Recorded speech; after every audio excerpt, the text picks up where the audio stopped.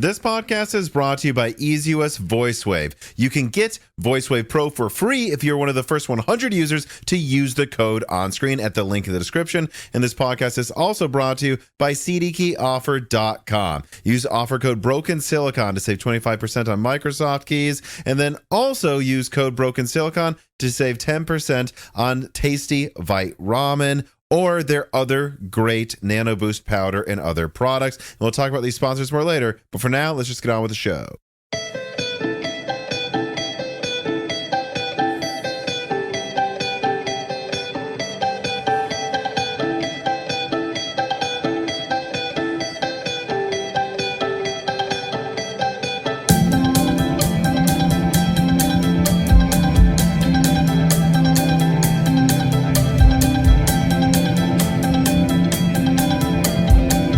And welcome to Broken Silicon, a gaming hardware podcast. I am your host, Tom, and today I am joined by somebody who hasn't been on the channel before, but comes highly recommended, and I think timed perfectly for a lot of recent mobility releases and before a ton more coming out actually later this year. So, yeah, I mean, let's not waste any time. Please introduce yourself. Hello, everyone. My name is Carrie. I go by the Phawx on YouTube. Typically, I'm Phawx on a lot of different gaming communities, and that's what I've been going by. So if you find someone named Phawx, typically that's me.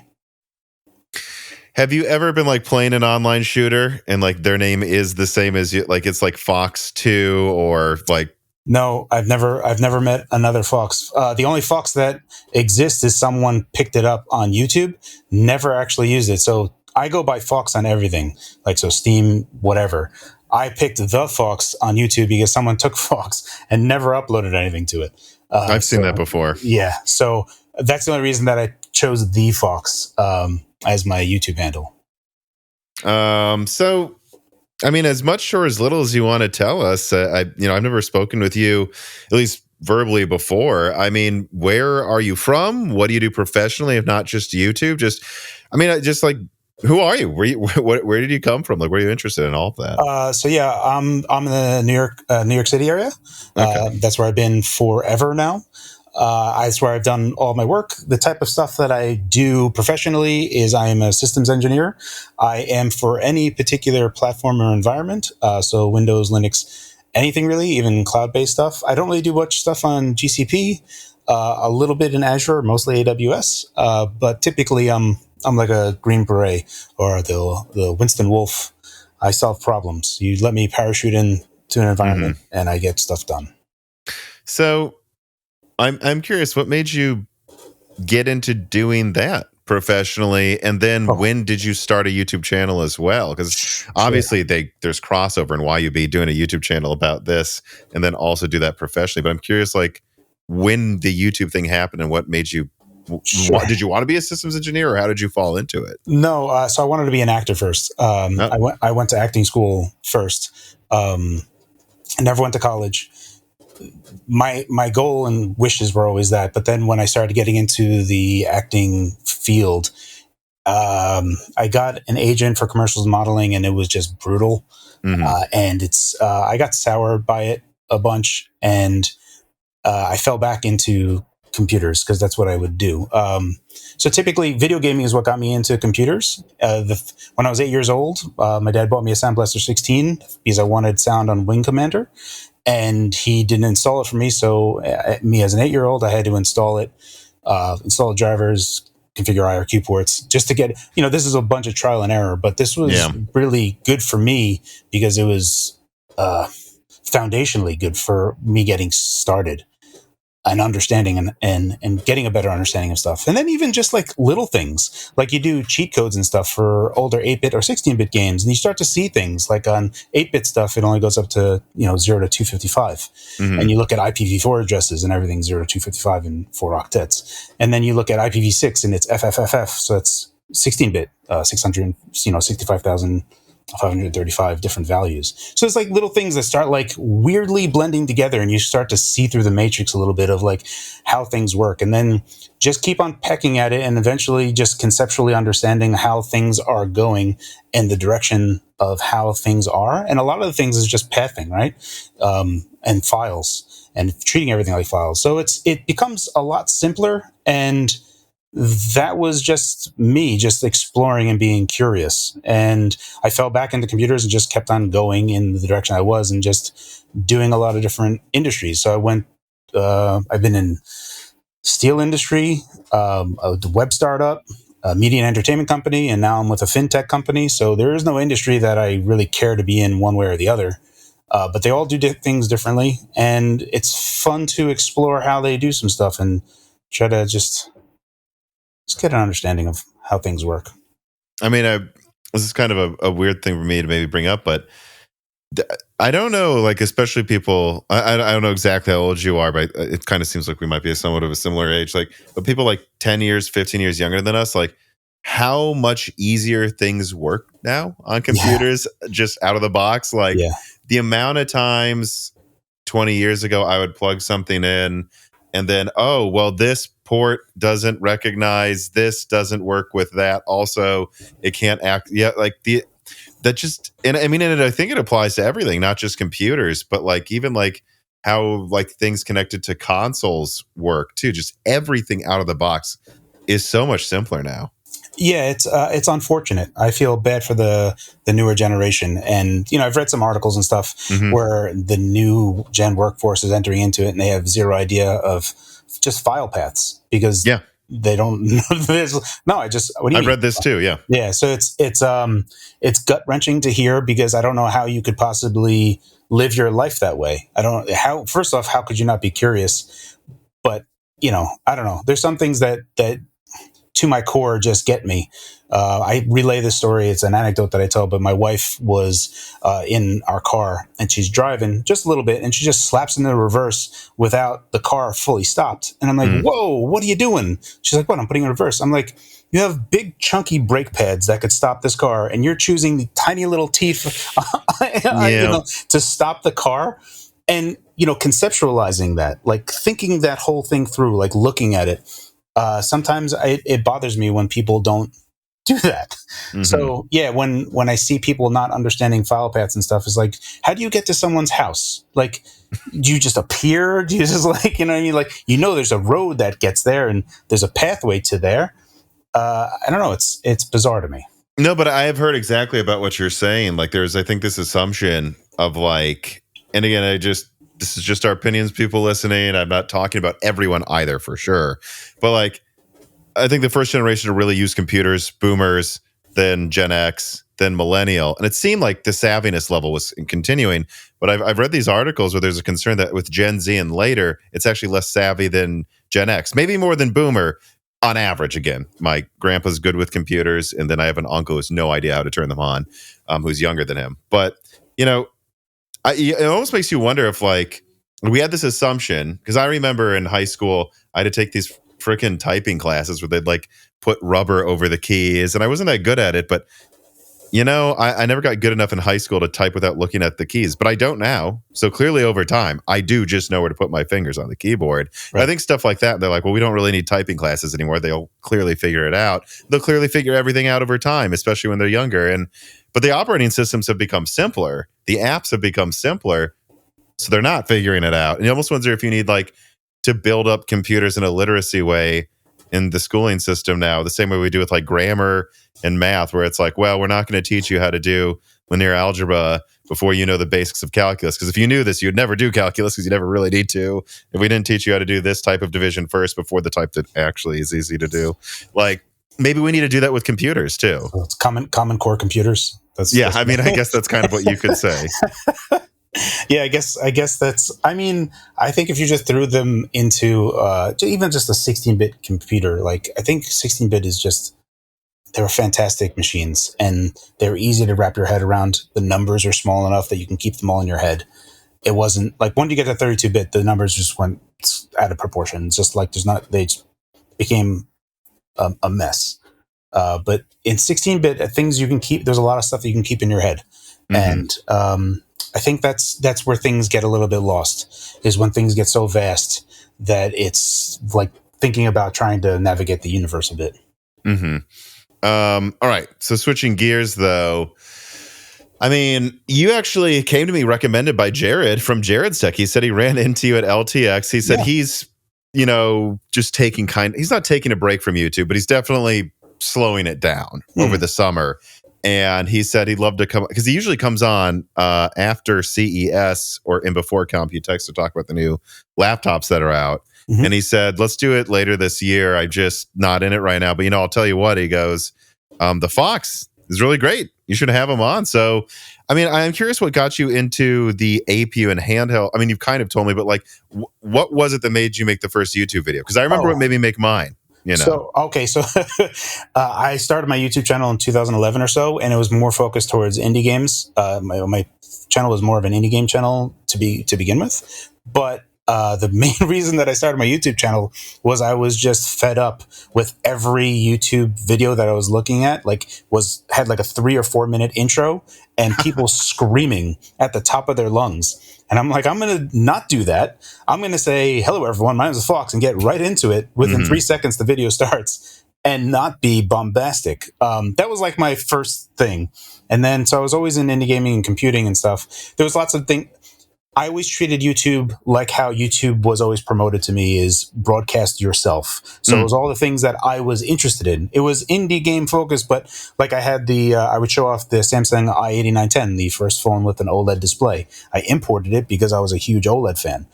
So I would show off MAME emulation on that and other stuff. And so it was just always something that I was doing.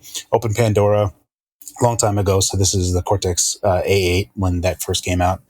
And it was just basically all the things that I was interested in and I wanted to show off. And that's how I treated my YouTube channel up until things started, like I started being noticed for this specific stuff. And then I really pigeonholed myself. Yeah. Yeah, it's funny because I remember, it's not always the same, but it sounds similar to me. The first YouTube video, well, actually, the first ones I didn't even release. It was so terrible. But the first one I released, was me just completely disagreeing with what someone was doing or saying about a certain product, to the point that I was like, and I was tired of arguing with people online in the forums. This is a waste of my time.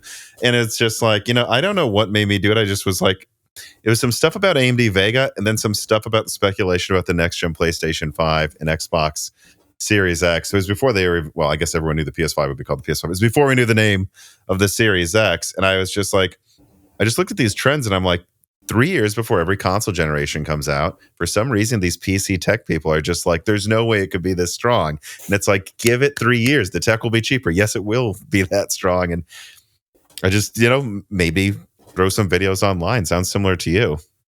Yeah. It's I've been a big fan. I'm a bit disgruntled with the direction that YouTube has really Uber, you have to niche down. If you if you stray outside of your niche, it just views are I've experienced that recently. I know what you're talking about. Yeah, so the algorithm knows firmly where you are, and if you try to post something outside of that wheelhouse, it's not a good time. So it's like you almost have to have other channels. So what's the point of playlists? I got rid of all the playlists on my channel. I deleted a lot of, when all this was happening, I was like, let me fix everything, because I was like, maybe I'm confusing the algorithm. So I deleted every video that wasn't pertinent to what I was doing anymore. So it's just trying to reset my channel. It's fine where it is, and I continue doing what I'm doing. But it's trying to make sense of the algorithm that can sometimes be it's just curious. Yeah, when I started really finding my niche, I would say was, 2020, a year or two after starting the channel. I went back and deleted some videos, and then I was accused of hiding things, which was interesting.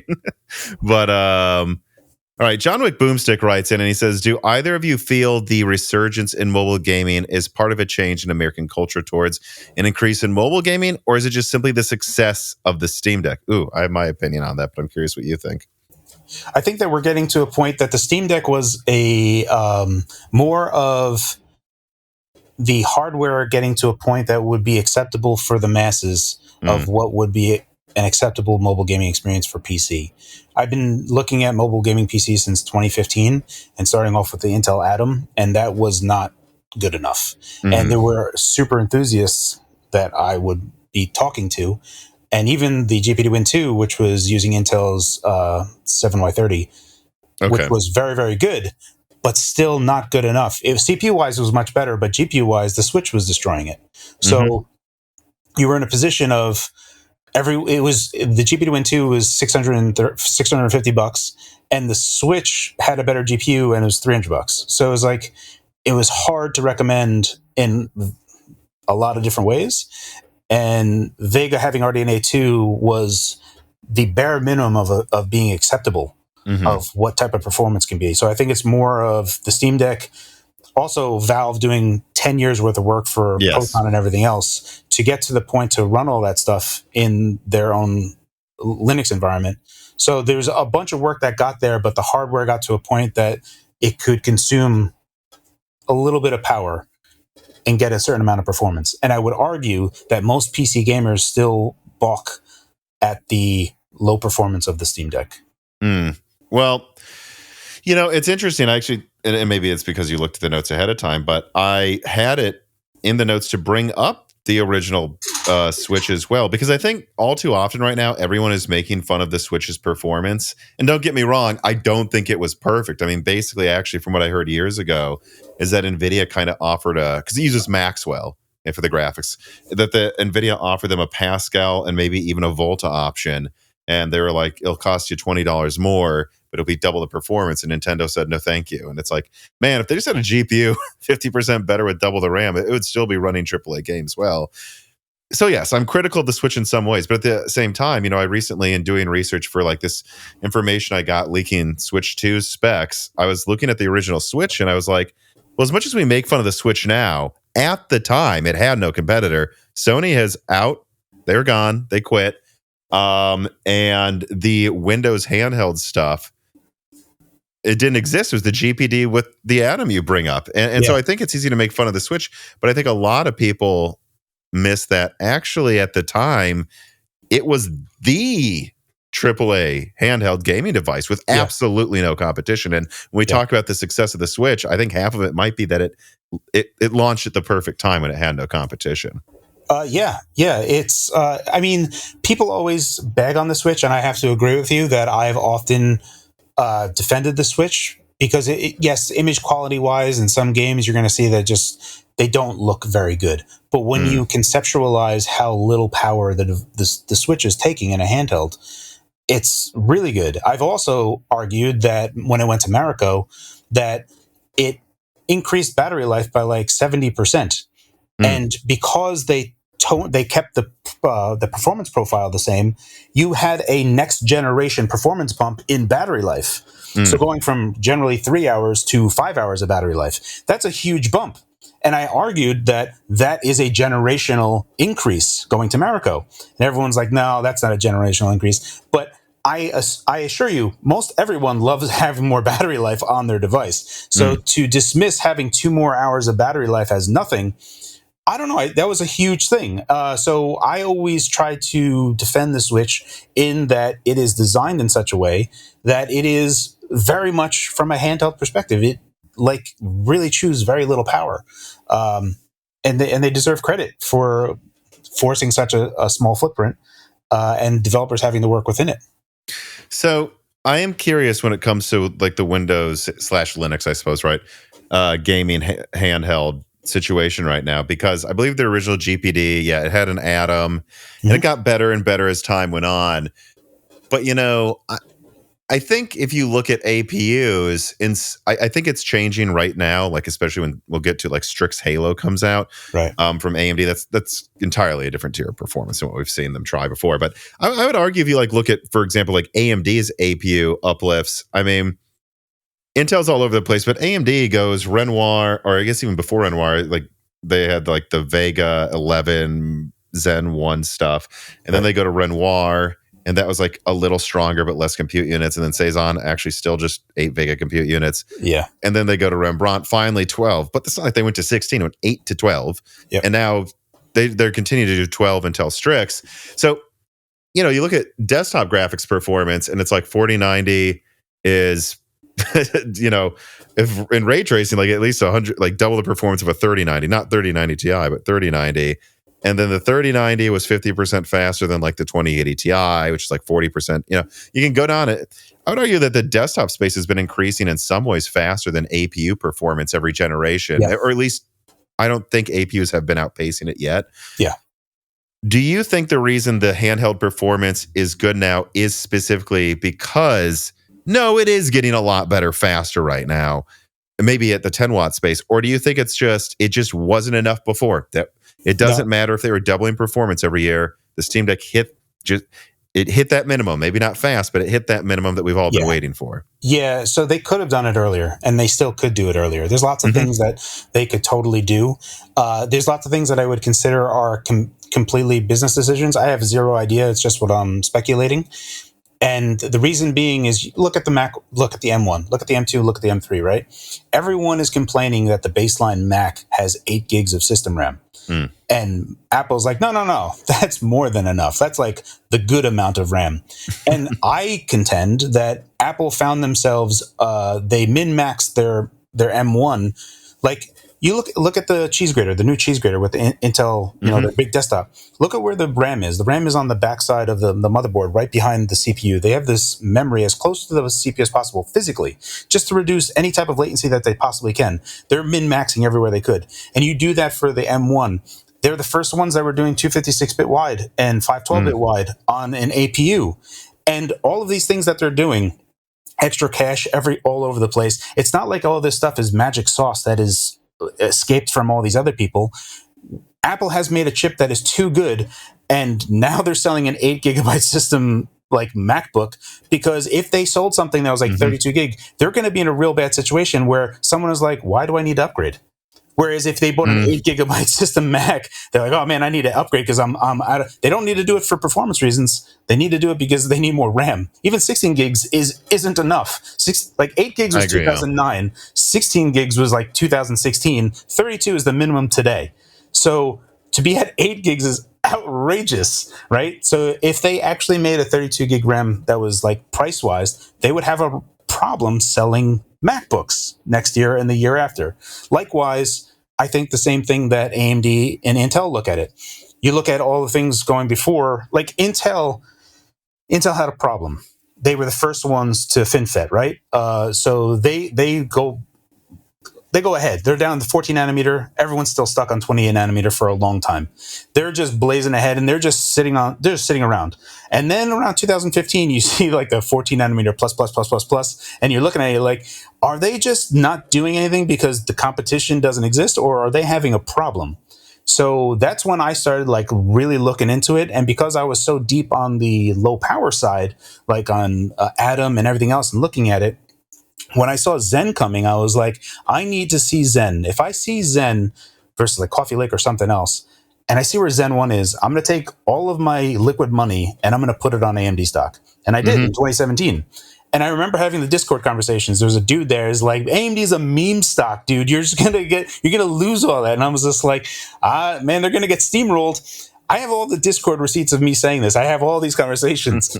And, so I was trying to tell him, I was like, dude, and that was like one of the smartest things. Like for me, it was like a surefire thing. I was like, I bought some AMD stock in 2017. It's before I had this channel, but I did as well. Yeah. Nice. So yeah, it's like it became so apparent, right? When you're looking at these things. So at some point you say, okay, they have all these parts, but they're not using them.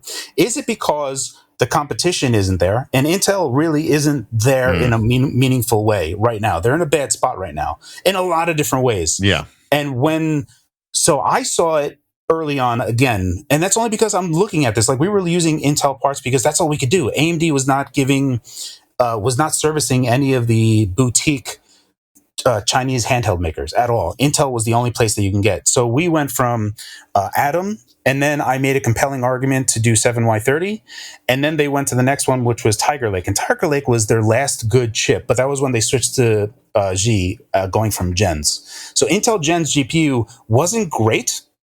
However, it was solid. You threw anything at that, and it just ran. It ran slow, but it ran. And like with Broadwell and stuff? Yeah, so Broadwell really impressed me, by the way, everyone hearing this. Because by the way, I just want to jump in and say, all too often I see people go, well, yeah, but Intel's always behind and integrated. Yeah, Intel's graphics always suck. I'm like, Bullshit. Ivy Bridge was amazing for the power. Broadwell beat AMD and integrated and was fantastic. This is a new thing that Intel's graphics suck right now. I'd argue it's because they're investing in the wrong products with it, but I'll let you keep going. Yeah, so Gens was solid. Like, you could throw anything, any API you threw at it, it just worked. And then G came along and everything was broken. I mean, things were broken all over the place. I was installing new drivers and just seeing everything broken. So we as the community, not me specifically, but other people that were in the community, this is still before the Steam Deck came out, so this is still 2020.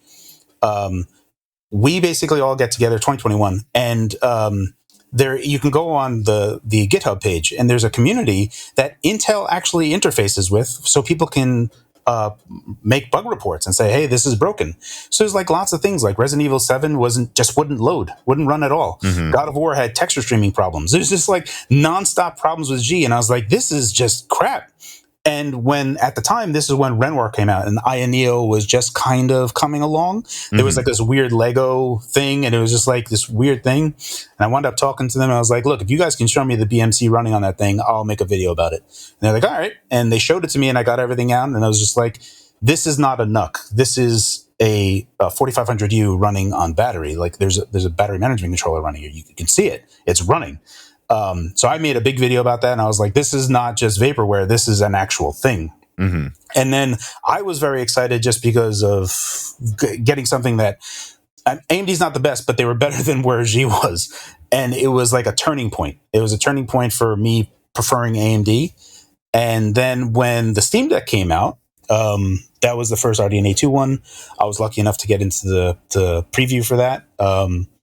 So that was amazing because you saw this huge uplift in GPU, and typically from the PC gaming handhelds, we have CPU power out the wazoo. We have so much CPU power that it's absurd, and we have nothing on GPUs. It's like we have so much CPU power that it's like if I wanted to. So right now I'm talking to you through my GPD WinMax 2 through Oculink to a 4090 and all this other stuff, but if I wanted to, I can run this the 8840U up to 50 watts in the CPU, no problem. I'm thermally limited more than anything else in this thing. So these things that's CPU only, right? So it's like I could push this thing crazy hard. It's not a full desktop part, but I get close to desktop numbers. And if I'm just if I could not be thermally limited, then I'm going to be in a much better position. But then the GPU part really holds us back, and it's odd. The GPU is actually good on 7840U and 8840U. The problem is that we are starved for memory. That 128-bit bus is just not enough. And if you can actually manually clock the GPU. So if you just give a GPU bound anything, you can go up to 2.7 gigahertz and waste 30 watts of power on the GPU and starve the CPU, starve the memory controller, starve everything else on package, and just start dialing down the GPU clock and see no difference in frame rate. You just keep on dialing down. You go down to 1.6 gigahertz, and then you start seeing a little fluctuation in frame rate. And that's a huge difference in clock. We saved a bunch of power, but that's basically where we are. 12 CU at 1.6 gigahertz, we're basically saturating 7500 megatransfer at 128-bit wide. So we have more GPU than we can actually use. We're just memory bound. One exception to that I think I've noticed is ray tracing. If you turn on ray tracing with Hawkpoint, finally it's using some of those CUs. You know what I mean? Yeah, so the shared CU for ray tracing purposes. I don't use any of that. So I'm looking at this from a purely economical point of view of, man, I wish I had more bandwidth here because I would be able to drive these much further. There's a lot to actually unpack here, and the implications here is that I am saying that Strix Point Halo can actually outperform Rembrandt Phoenix, whatever you want, Hawkpoint at lower TDPs as well. The only thing we have to do is adjust. We do need Infinity Cache because we need something to deliver any just RAM for the CPU side. But the GPU side, if we just dial down to 400 megahertz, which is typically the bottom point for LPDDR5, technically you can go down to 200 megahertz. That seems to be like for like phones and stuff. I've never been able to force that on a PC side. But if you go 400 megahertz on 256-bit wide, that's the same bandwidth as 6400 megatransfers at 800 megahertz on 128-bit wide. But the benefit here that a lot of people don't realize, and this is something you can do now, if you do it on the Steam Deck, right? If you do this on the Steam Deck, you can control the memory frequency. And if you were to force the machine at like 5 watts or 6 watts, it actually pushes memory faster. If you were to force the memory to a lower state, you would get an increase in performance. And you'd be saying, well, why is that?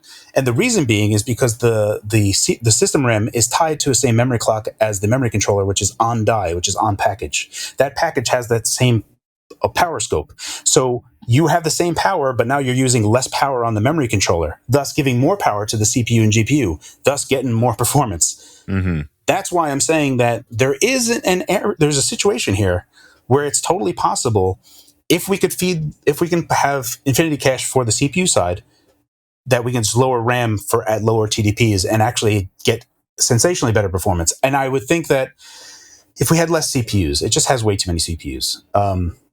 There's a better balance for a handheld chip, for like a Strix Point Halo, more something that would be in line with like an Xbox handheld or something. Well, yeah. And, so this is something that I've talked to a lot of people about behind the scenes, some people at AMD too. And I don't think anyone really, my consensus opinion on what's going on with why the CPU and GPU is so imbalanced. Because, people, if someone's working on the GPU IP block at AMD, they don't have an opinion about why it's designed this way. They're just working on that part of the chip. But you talk to some people here, and then you talk to people at like Dell and HP and like what they want in their systems. My opinion is that AMD knows that Ryzen has a lot of brand power right now, but Radeon doesn't.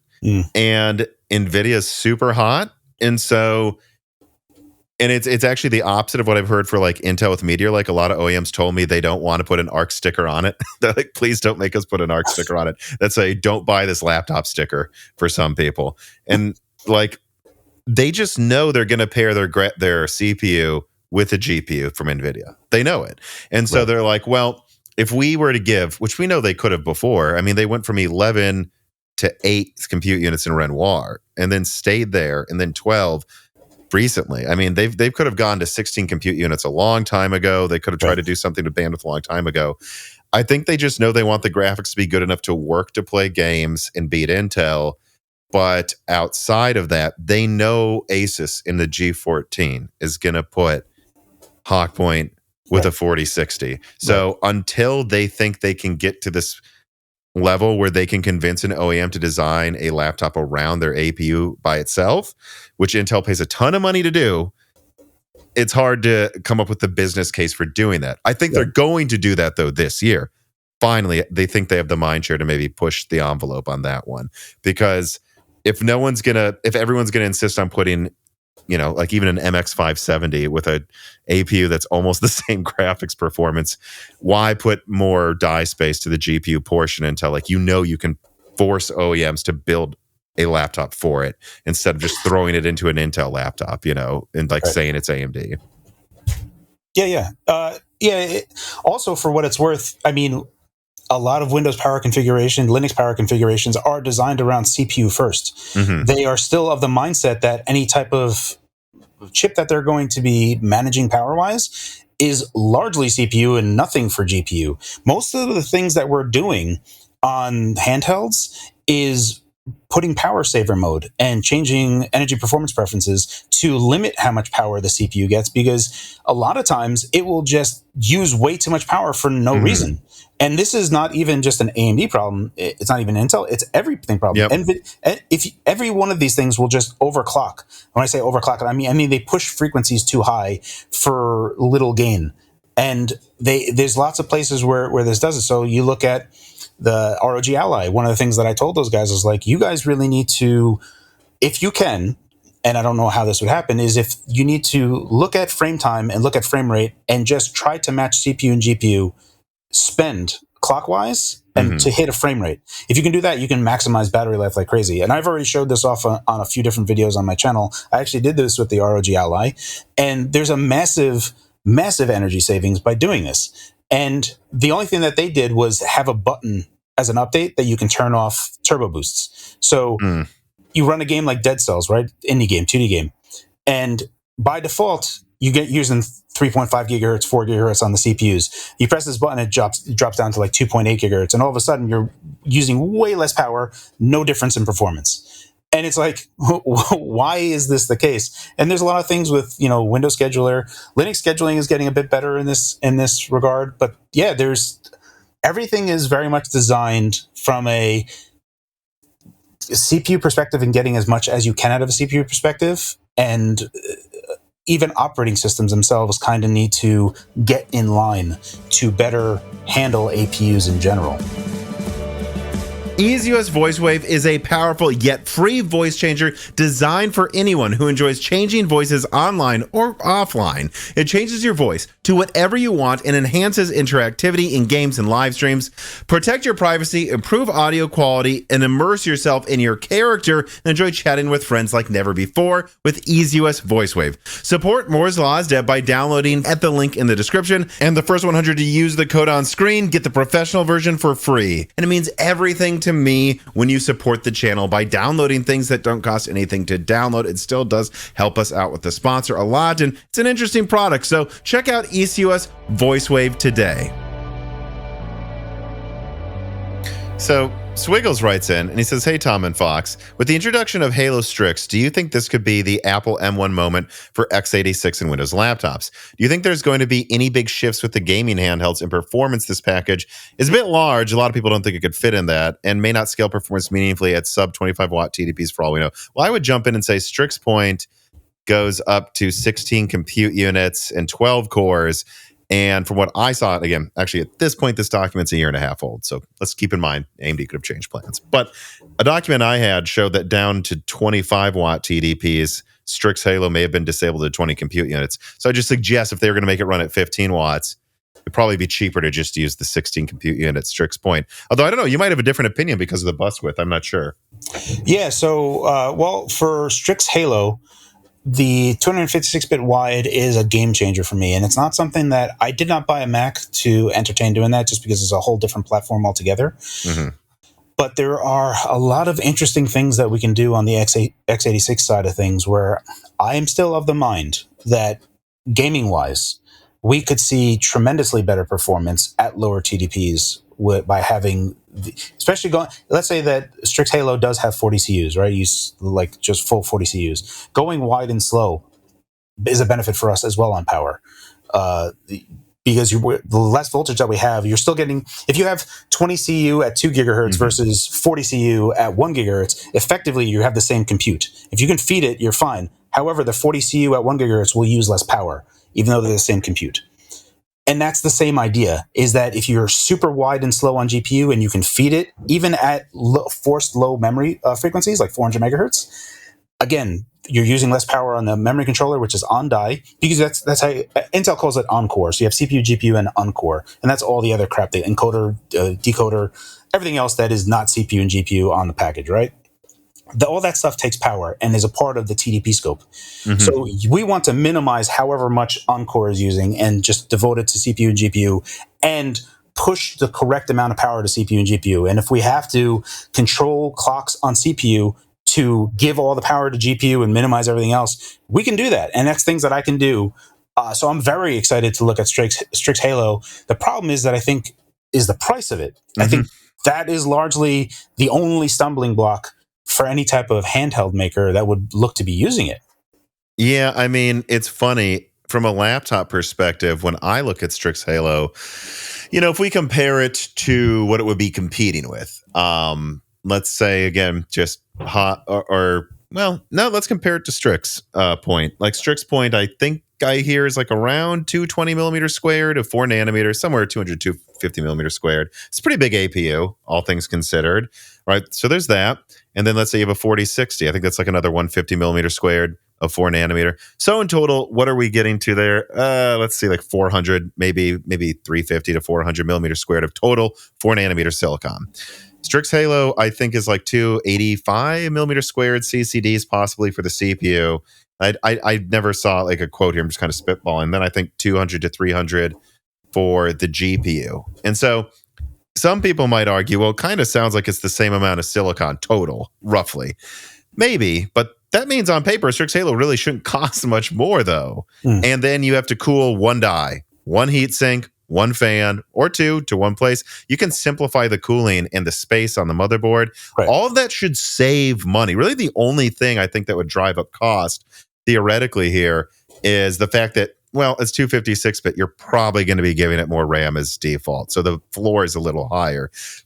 I think they're going to charge more for it, though, because it's special. But I would make a suggestion that long term, would you agree? There's no reason, again, compared to a smaller APU, of course it costs more, but compared to a 4060 plus Strix point, there's no reason Halo should cost more to put into a laptop, right? I honestly wouldn't know. I like when it comes to like scheduling time, the size of the stuff. I have zero clue into like the cost of that. So what you're saying, I get with the point where you're going with it, the size of the dies and how much that would cost. Just on using that process node, right? How much that would cost. If that's the case, then if they're the same physically, right? Then yeah, I could see it, but I don't know about like what you're doing with the interposer and all the other stuff. But then there's all the whiz-biz stuff that I don't know what they're going to be doing, because you're looking at the Apple problem again, right? If Strix Point Halo is super awesome, you have to make it more expensive, because how do you sell your lesser stuff? You know what I mean? So that's the problem. It's a more of a, it really comes down to a business problem more than a technical problem. No, I entirely agree. It's just funny because from my perspective, it's like, I imagine Strix Halo would be at its best in two scenarios: undercutting the premium mid-range, if you will, like all those laptops that have an i7 and a 4060 that cost $1,500 to $2,000. I feel like this would cost less to implement. And here's the best part about it. The 4060 is limited to 8 gigabytes of RAM. This shares it. It's unified. You could give this 32 gigs. This is better than a 16 plus 8 laptop. Hands down. I mean, so it costs less, better RAM, and I bet it would cost a little less to make, especially because you don't have to pay for GDDR6 on it too. Right. So it's best there. And I also think it might be best as like, I think they should brand one of these as Threadripper, because it has a 256-bit bus.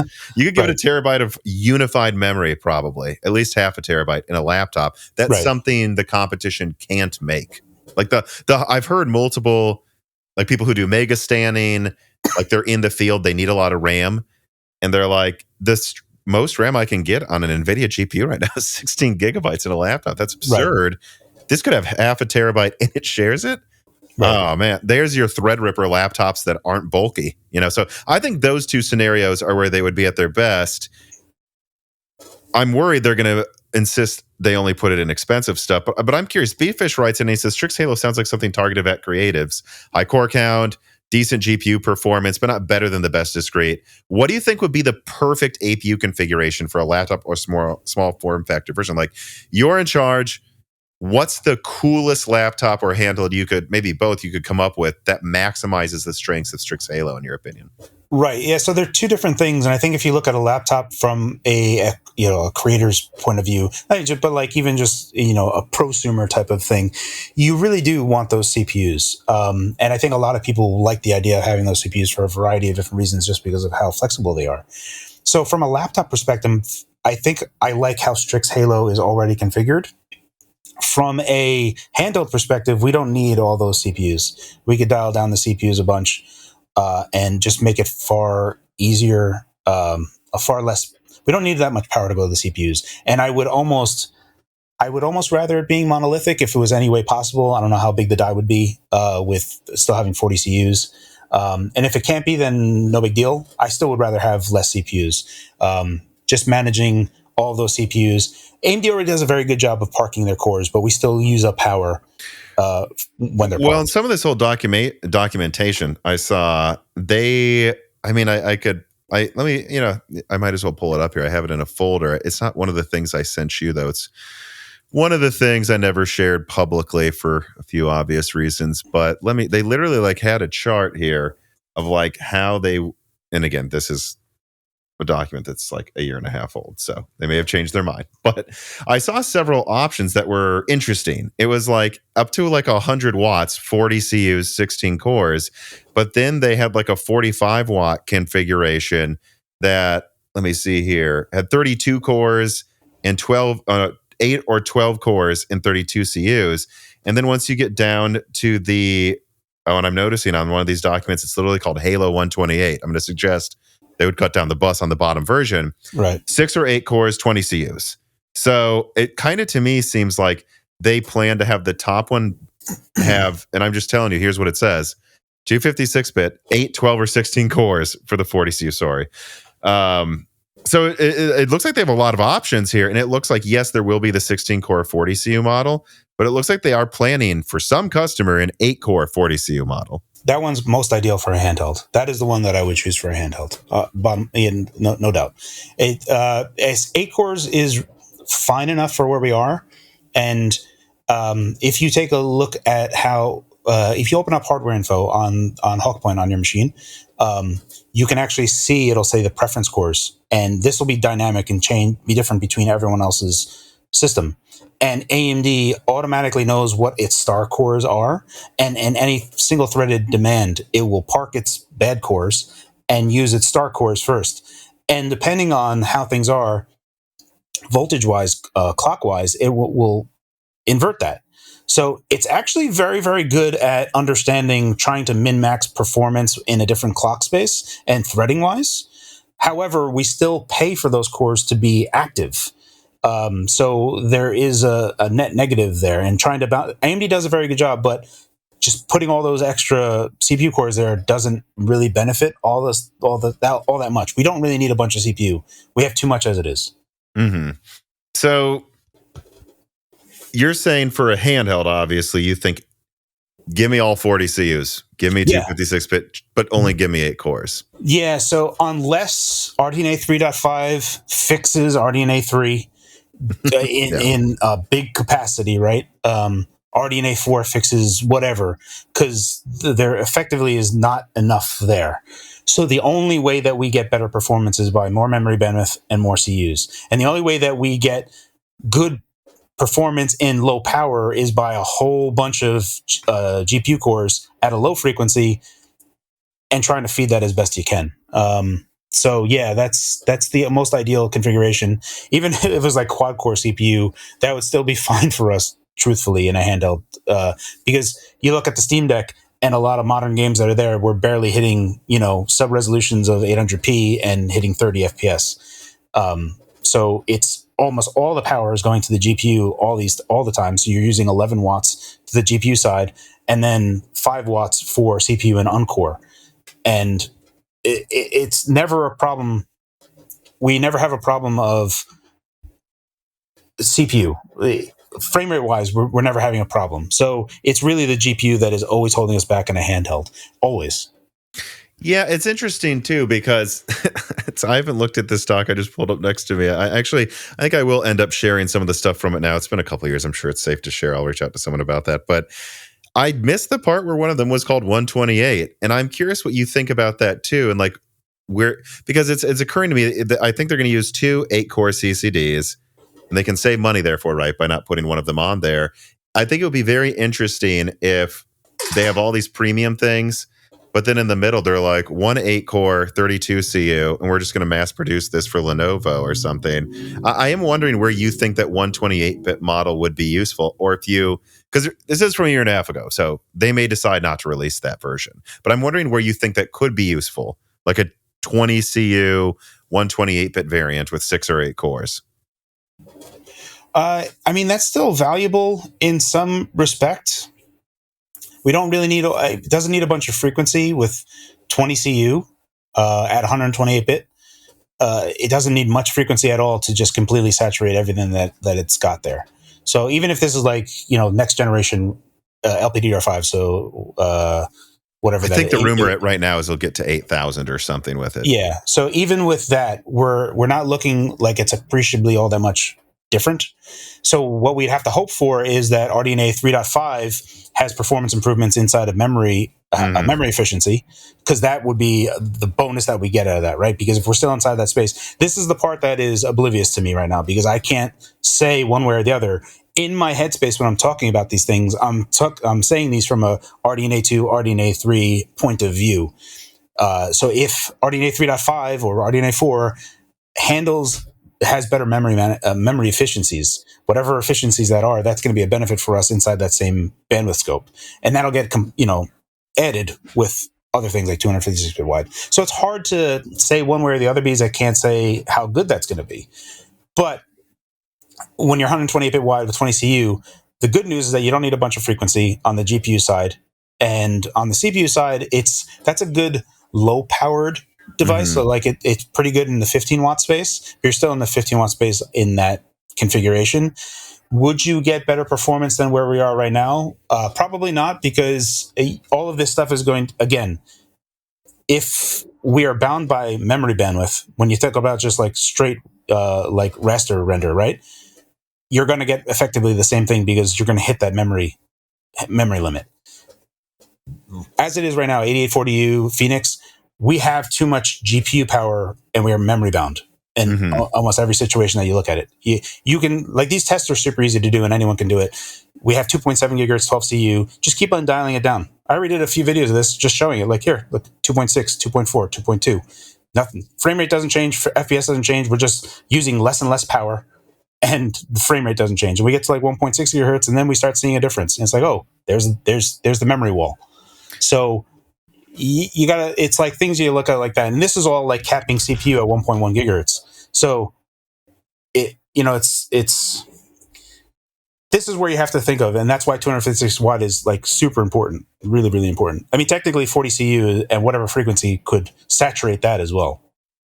Yeah, I guess the one thing I could also see like the 20 CU 128-bit variant being useful for is I believe Strix Halo's main die has a stronger AI engine than what's in Strix Point, and maybe it has more I/O too. So maybe this could be like AMD going, hey, some of the yields won't meet validation.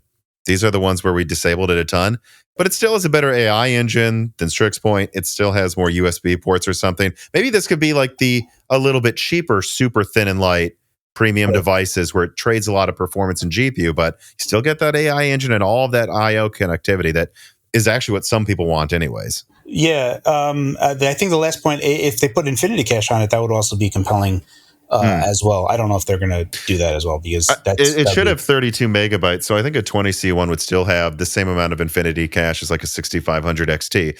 That's going to help still. Yeah, that would be a big help. And that's something that I have never tested. So there's things that I just can't conceptualize because I would need to actually get into the mix of it.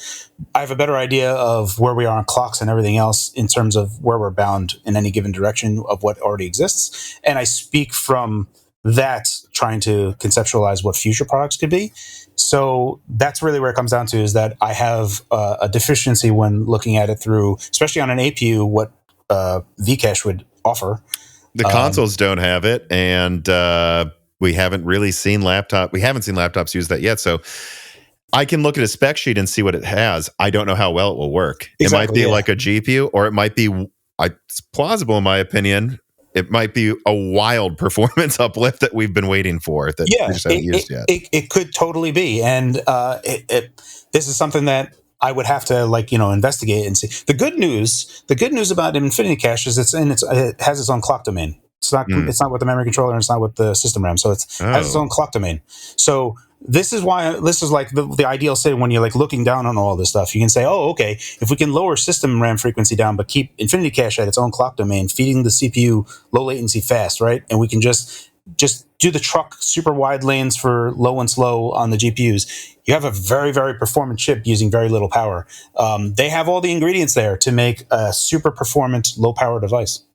Yeah, that's interesting to think about too. Yeah, like you even though the 40 CU model is better, maybe this could be put into I mean, it wouldn't fit in a handheld probably, but I'm sure it would fit in a tablet like this big that I'm holding right here. Yeah, and maybe when you unplug it from the wall, the RAM clock's lower, but you still have that Infinity Cache giving a massive boost. I haven't thought about that. That's a really interesting point. I mean, I just held it. I just brought it up. I know that you're one of the only other people out there actually who has tested a Hawk Point system so far. Yeah. And I actually looked through your GPD. Was it GPD WinMax 2? Yeah, it's the updated one, their 2024 version. Yeah. And I thought it was quite fun because I found, I guess unsurprisingly, that you had very similar results not the same test, but the same grand conclusions that I did. And I'll just speak for myself and start here. Hawkpoint is better than I thought it would be. Is it better than you did? Yeah, it's better insofar as where it stands in that Phoenix feels rushed. Phoenix feels rushed in a lot of different ways, and Hawkpoint feels like all that got ironed out. And that's where it largely comes down to, where it's like there's no like timing misfires. It's just like this thing is tuned up, is what it feels like. Hawkpoint feels like a tuned up Phoenix. Yeah, because I don't know what I was expecting. Obviously, it has that AI thing that nothing uses yet. So there's that. Yeah. But then I guess I expected 5 to 10% better CPU, and then the GPU to only be like 5% better. But I believe I found something, and I put it in my review that you seem to also directly find, which is that at lower power consumption levels, the GPU in Hawkpoint on average is actually quite a bit better than Phoenix. And you found, I didn't test different RAM, but you did, that it was interesting. Like even lower clocked RAM with Hawkpoint outperforms higher clocked RAM configurations with Phoenix, suggesting that this. I know a lot of people see it as a Phoenix refresh. It's not a refresh. Clearly, something's going on with the memory controller that Phoenix wasn't doing. Yeah, it's overall, but how it handles memory is clearly better. Yeah, I mean, so I don't know. I guess I'm just kind of curious on how your feelings are just in general on it, because from my perspective, this is like the same difference as Renoir to Cezanne overall. Like this is another solid uplift, and it's something that is a stopgap till Strix, but one that I think, and you saw, I believe, in one of your videos comparing it to Idle Meteor Lake Power Draw, one that I think people were debating if Phoenix or Meteor Lake were better. Now it's not debatable at all. Hawkpoint is just better than Meteor Lake in every way. Yeah. Meteor Lake. When I first tested Alder Lake 2 years ago or whatever, 3 years ago now. That was really bad, because Tiger Lake was good. Tiger Lake was solid. I agree. G was kind of, had its driver issues and whatever, but as a platform, it would use like 2-watt idle if you really tuned it up. You can go really far down. And it was very, very good at super low power. It was good at high power. Like it had great range. And Alder Lake was this slog that you had to push a bunch of power into it just to get it to do anything. And I was just like, what in the world is going on here? So I was like parking cores, disabling. I'm like doing everything I possibly could. And this chip is just not waking up until I put like 10, 15 watts into it. And I'm like, what is happening here? And there was a tweet that I had sent out there. I was like, I don't know who needs to know this, but don't get Alder Lake. Just get 6800U, because this is just like mind-blowingly different.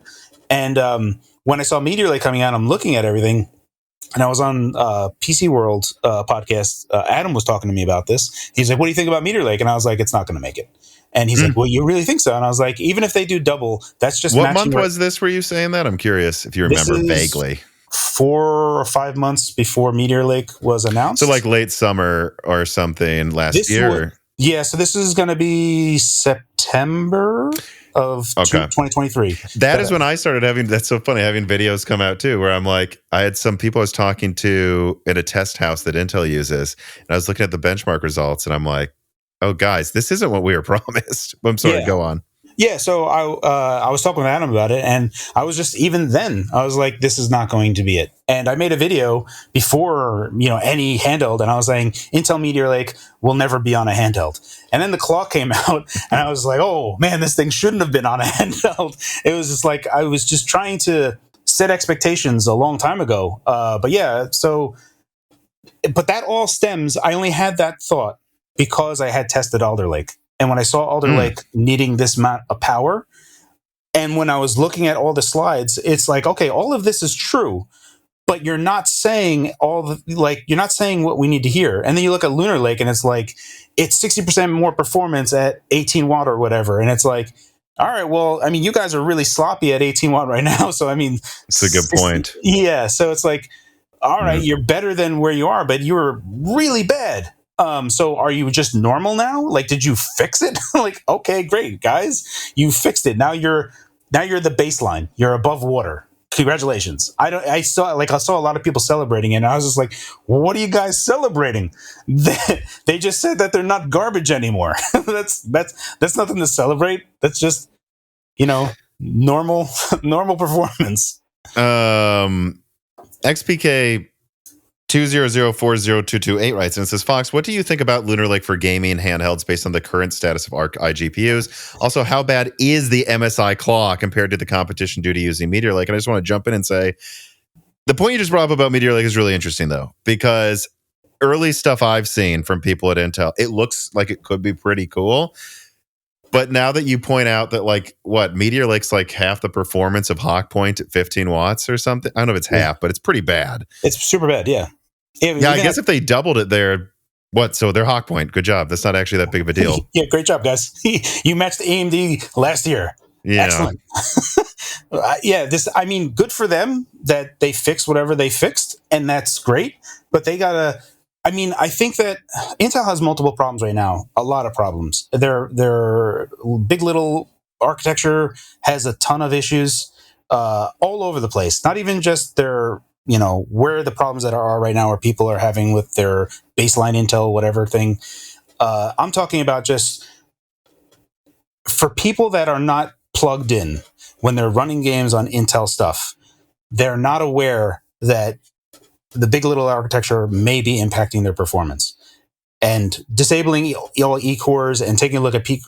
You have to almost do this per game, because Cyberpunk is one that's a huge example. Elden Ring is another huge example. There's the things where if you just disable the E-cores and run on P-cores, all of a sudden performance evens out and things are running as they should. You're using more power, but it's much better. There's no weird frame time spiking all over the place. And it's what threading, what's going on, guys? Some scheduler is way out of whack right now, and things are not good.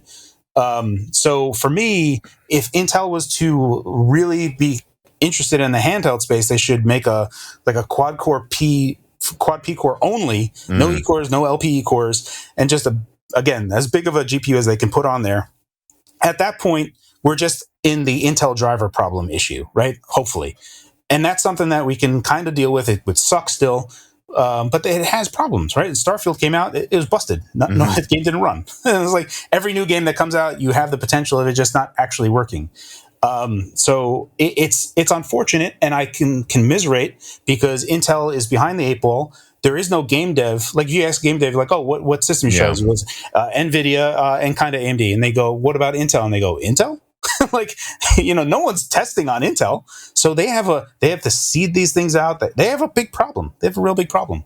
Well, not to mention that AMD is in all of the major performance consoles, right? And Nvidia is in the Switch and will be in the Switch too. So devs also have a reason to worry about those architectures for those reasons alone. Yeah.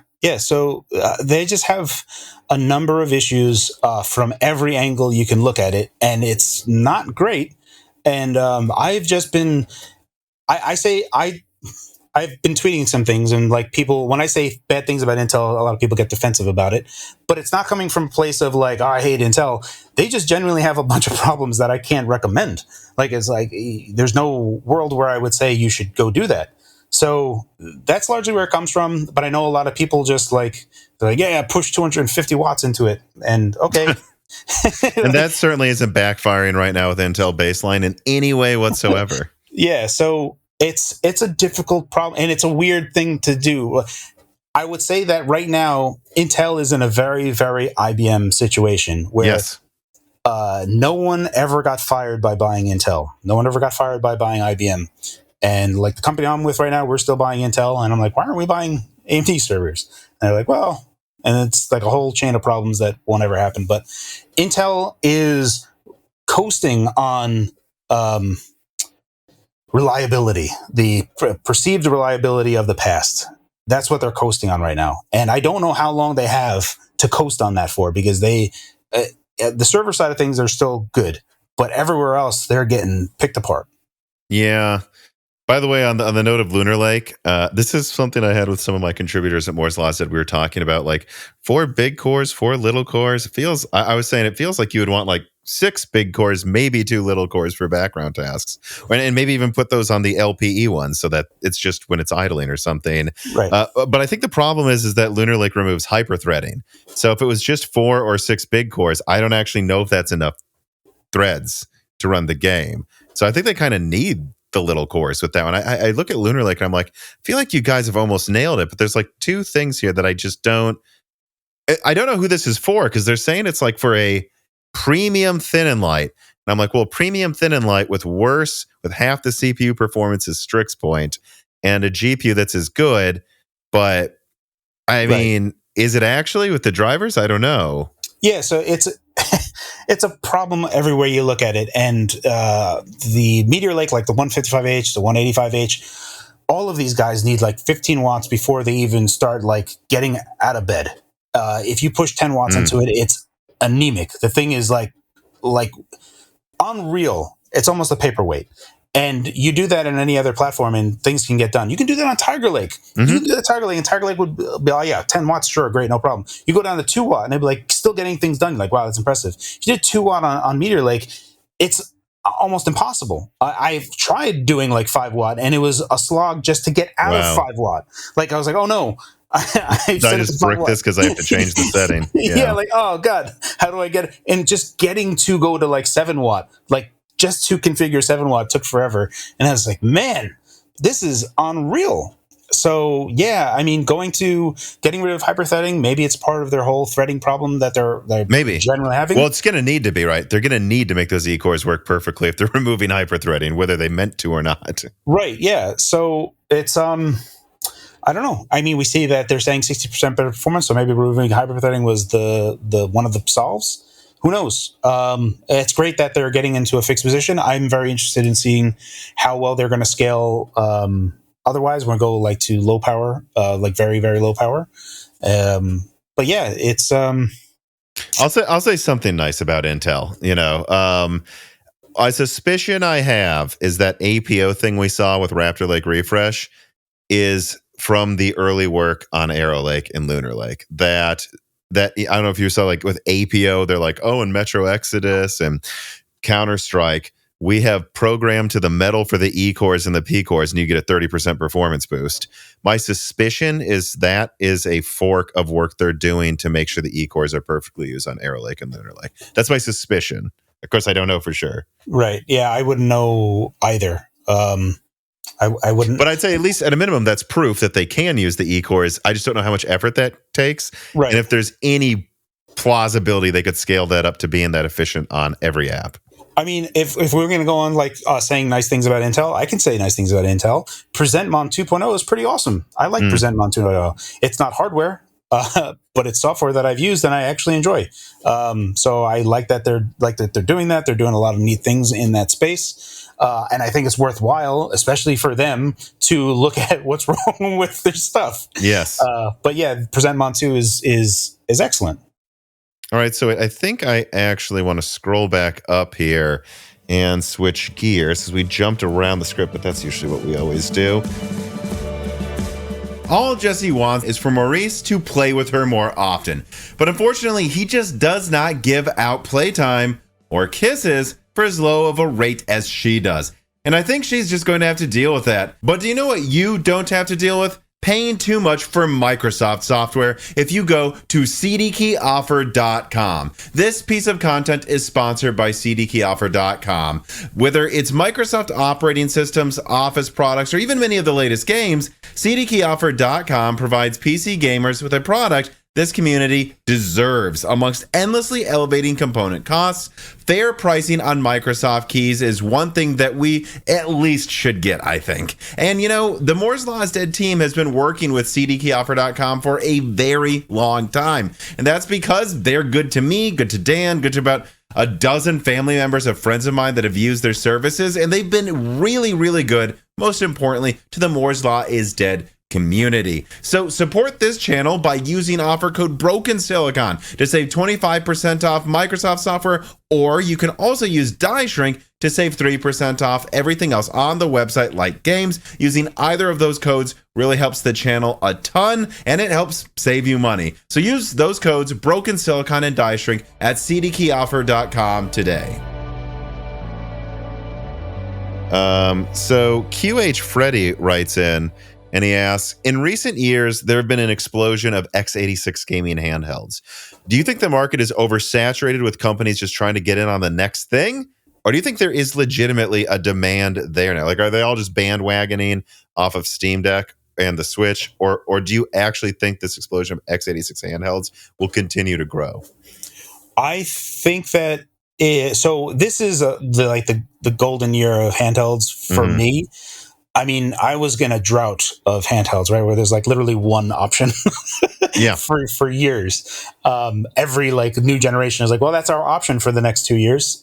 So having so many can be great, but they're all using kind of the same stuff. And largely when you get down to it, when you look at how Asus is getting into the Lenovo Legion Go, these bigger players are drowning out the boutique Chinese handheld makers, which is forcing them to pivot to a very unique design. So Ioneo made their DS Flip, which is a dual screen Windows PC gaming handheld. It's the only one that you can get right now. So if you were looking for that or you're interested in that, that's literally the only place you can get it. So there's interesting things that are happening in the space in a lot of different ways. Like Oculink is coming, so MCIO is coming, and that would be something that I've been using Oculink for almost a year now. So my GPD-Win 2 has been my desktop forever. I connected to a 4090. So I use my 4090 for gaming. I connect it has 8 Zen 4 cores, and that's everything. When I leave, I just disconnect everything and I take that with me. And that's been like the best situation, way better than Thunderbolt. I'm considering doing that in the future too. It feels like it's getting, especially with 12 cores and Strix. I don't know why we need more than that. Exactly. Yeah. When you get to this point where you're like, I do like all my rendering and everything I do on my machine is everything I was doing on my desktop. It's not, I can't push as much power into the CPU as I could on my desktop, but it's not that much of a difference that I'm finding it worse. And because I'd be able to upgrade like every year. It's a difference from my desktop. I'd just be on like, a CPU for like 5 or 6 years. So I get these incremental improvements that I'm not really noticing. Overall, it's just the modularity of it, the how fluid I can move between everything is a bigger preference for me. So I personally think that we're still in the beginnings of like this golden age of handhelds that is coming. The Steam Deck was not the blueprint, but insofar as candy bar styled handhelds, meaning just a flat with analog sticks, right? You have the Steam Deck, the Ioneo, the Steam Deck, and the ROG Ally. Those two are the entire market for candy bar form factors. The Lenovo Legion Go with the Joy-Con-like sticks that they have gives you that Switch-like application on a Windows gaming PC, and it works reasonably well. They did a good job with how that disconnects and then connects as one controller. Like that whole part is really seamless, and Lenovo deserves credit for doing that. So when you look at the big players, they're there's only basically 3 handhelds as far as most everyone is concerned: Steam Deck, ROG Ally, and Lenovo Legion Go. We have a bunch of unique handhelds. Yeah, as well. I was going to say you're not going to count like GPD because they're people who are enthusiasts know who they are at least. Yeah. So, but when you go into the numbers of them, the reality is that they're 5 digits large. Yeah. Like they're not selling 6 digits worth. They're not selling millions. No. They're not. Yeah. So they're very, very extremely niche. And I love GPD stuff. I use GPD stuff. Well, I'm using it right now. Like, I mean, this is like the GPD-Win Mini right here. So there is no smaller Windows PC gaming handheld. So if you wanted something like that, yeah, I could recommend that. But it's not in Best Buy. If something happens, you have to send it back to China. It's not easy to recommend from a warranty perspective or just customer service perspective. So that's really the part that is the sticking point. So is there a bunch that's coming out? I think that there's more companies that are going to be doing it, and there's more that's coming. But the golden age of handhelds is not here yet, and it is still coming. Will we get to a point where it's too much? You could argue that it's too much right now if you include the boutique, Ioneo and GPD and other brands. There's too many right now that you can choose from. There's like every screen size of whatever. You have a ton of choice. But when it gets down to it, for the general consumer, there's 3 options. So I'm curious how much gumption and like stick to itness you expect out of people like Lenovo and even Asus, because I've heard, I don't have anything really to communicate that I've heard about like actual like specific specs on the Steam Deck 2, but the confidence I've heard from people who work with Valve, like they're planning something big here in like a year or two, and that's exciting. They're not going anywhere. They see this could become a direct console competitor. I think stumbled into it's a little dumb. They've been building up Proton for a long time. They didn't stumble into the success of the Steam Deck, but I think it did succeed more than they expected, and they were taking the follow-up very, very seriously because they know this could become even bigger. Right. So they're going to stay. Asus has already said they're making another one, so I guess we know they're making at least one more. But after that, I'm curious how many of these companies. I think Dell showed off a prototype. Lenovo's got one. It's almost starting to feel like the gaming crash in the 80s where Sears had their own game console for some reason. Like, how many of these companies do you think are going to stick with it? Because I bet a lot of them put money into this, and it's going to make them zero money back. Yeah, the problem is that gamers themselves. The problem is, and this has been the case forever. Even when I was would be like super hyped up about the GPD Win 2, right? Like I was like, look at what you can do. You can play all your PC games. Yeah, it's not great, but look at all the stuff that you can do, and older PC games that you can play. You have all this variety that you have. You're not locked down. And then people are like, yeah, but it's $650. I could just buy a Switch for $300. And if I was going to pay $650, I'd rather just get a gaming laptop. And I was like, you're not going to get a gaming laptop and bust that out in a bus and start playing it like a handheld. A laptop is not a handheld. So I don't know why you're bringing up a handheld. And the Switch is a lockdown console. So yeah, you can bring up that, but I've heard similar arguments about the Minis 4 and V3 in the comments that I didn't expect. They were like, yeah, but for like $1,200, I can get a gaming laptop. I'm like, that doesn't have a 10-point display, doesn't have a battery life kit. Like, this is an entirely different device, guys. Like, what are we talking about? There is this, I don't know why it happens, but it always happens. There's this whataboutism of like, so there's like a weird Android phone maker. I don't even remember the name of it, but they put a DAC in there, just like an amp in the phone. It was built in. That's cool. Like instead of carrying around an amp with you that you plug into your phone, this had an amp built into the phone. And people in the comments were like, why wouldn't you just get an amp? And I was like, because you don't want to carry that around with you. Like, this is all in one solution. Like, you already have a bazillion phones that are rectangles that you can choose from. Why are you talking about this one? Like, I don't get that mindset. And I've been very big on like an actual gaming phone. So like a slide up gamer gaming phone. You can actually look it up. And Gadget wrote a thing about me a long time ago. They called me the Power Mad Modder. I converted a Samsung Galaxy S1 into a gamepad because the Sprint version had a slide-out one with a keyboard, and I just made the keyboard into a gamepad, so they just called it. I think I may have seen that actually. Yeah. Yeah. So I've been big on having like an actual gaming phone forever, and no one's making it. Sony made the Xperia Play, and I had an Xperia Play, by the way. They sent it out to die. They gave it a Spartan welcome. They said, if you succeed, great. But they didn't put the PlayStation name on it. They had like 5 games and then they stopped. They do that. Sony puts things out to die sometimes. They used to a lot, at least. It was bizarre. And then, you see like LG makes the Wing, right? Like a weirdo phone where you flip it sideways and you make your phone into a T.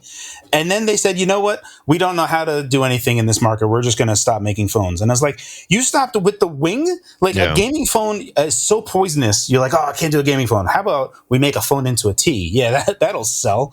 And that's like, I don't know why it's so foreign of an idea, but when I bring up a gaming phone to people, people are like, well, why don't you just use like a backbone or connect a controller to it? I'm like, guys, I'm not carrying a controller around with me everywhere I'm going. Mm-hmm. Just like the best camera you have with you is the best camera you have is the one you have with you. Yes. We all have really good cameras on our phones now.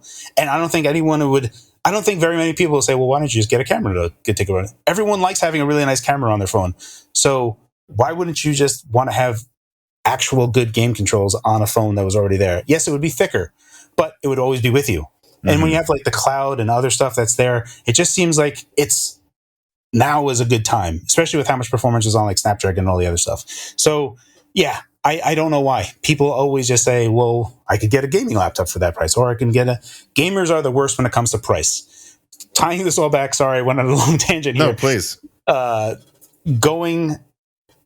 Gamers are very cost conscious people. And when they take a look at the Steam Deck, the Asus ROG Ally, the Lenovo Legion Go, that starts at like $700. And technically that's like still too much money. What gamers expect those things to be priced at is like $300. And I would wager that when Alienware made the UFO concept device, which was, the Dell UFO. Yep.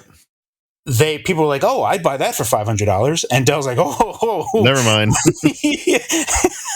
Yeah, I think you're right. Yeah. So yeah, gamers are very cost conscious people. But to round it around, though, too, it sounds like you're saying you do not think a lot of these companies are going to keep making them. So there's been conversations that comes up, and there's a point where you are like the last man standing. And unfortunately for Valve, who would like more of these people to do it, they're also kind of their own worst enemy insofar as getting other companies to do this, because Valve is subsidizing the cost of their hardware, which means that they have to compete against Asus has to compete against the Steam Deck. But Valve gets to get that 30% on game sales, whereas Asus doesn't. And for what it's worth, Asus does they don't really blast you in the face with it because they do like affiliate sales in their Armory Crate. So they would get a percentage of any sales through the Armory Crate thing. Lenovo Legion Go, like front and center, like just like at the fold, you can start seeing them trying to sell games to you. But yeah, it's difficult. It's a difficult thing from consoles. Consoles have made people misvalue things in a weird way. They take a look at a PS5 and they go, yeah, that's worth $500. If you were to like at the same time that was going to come out, a PC would be more expensive. A lot more. Yeah. So that's the problem. That's a real problem. So I have a question. Soldier789 writes in and says, is it possible that in the near future, when the 5-watt handhelds can return with low-res screens, or is the 10 to 25 watt range now just the handheld standard? And that's an interesting question I have, because I like the Minis 4 and V3 because I liked it as a kickstand, and I like to just, I don't know where it is, actually use a controller. I just set it up like a monitor. I like holding full controllers, or, Age of Empires using a mouse or something. Right. And I can't do that on a handheld, but I would consider a handheld if it was as big as like an Xperia Play, so that I was playing Minecraft and, Deep Rock Galactic. Like I could see 5-watt x86 APUs being that level of performance in a year or two. Do you think that's going to happen in a major way? And I'm noticing this, or is everyone just like, they're going to be this big and it's going to be 25 watts for the foreseeable future? Yeah, unfortunately, it's a very PC gamer mindset when people are going into this. So they want performance first and power be damned. x86 can scale down. x86 can compete with ARM, despite what most people believe.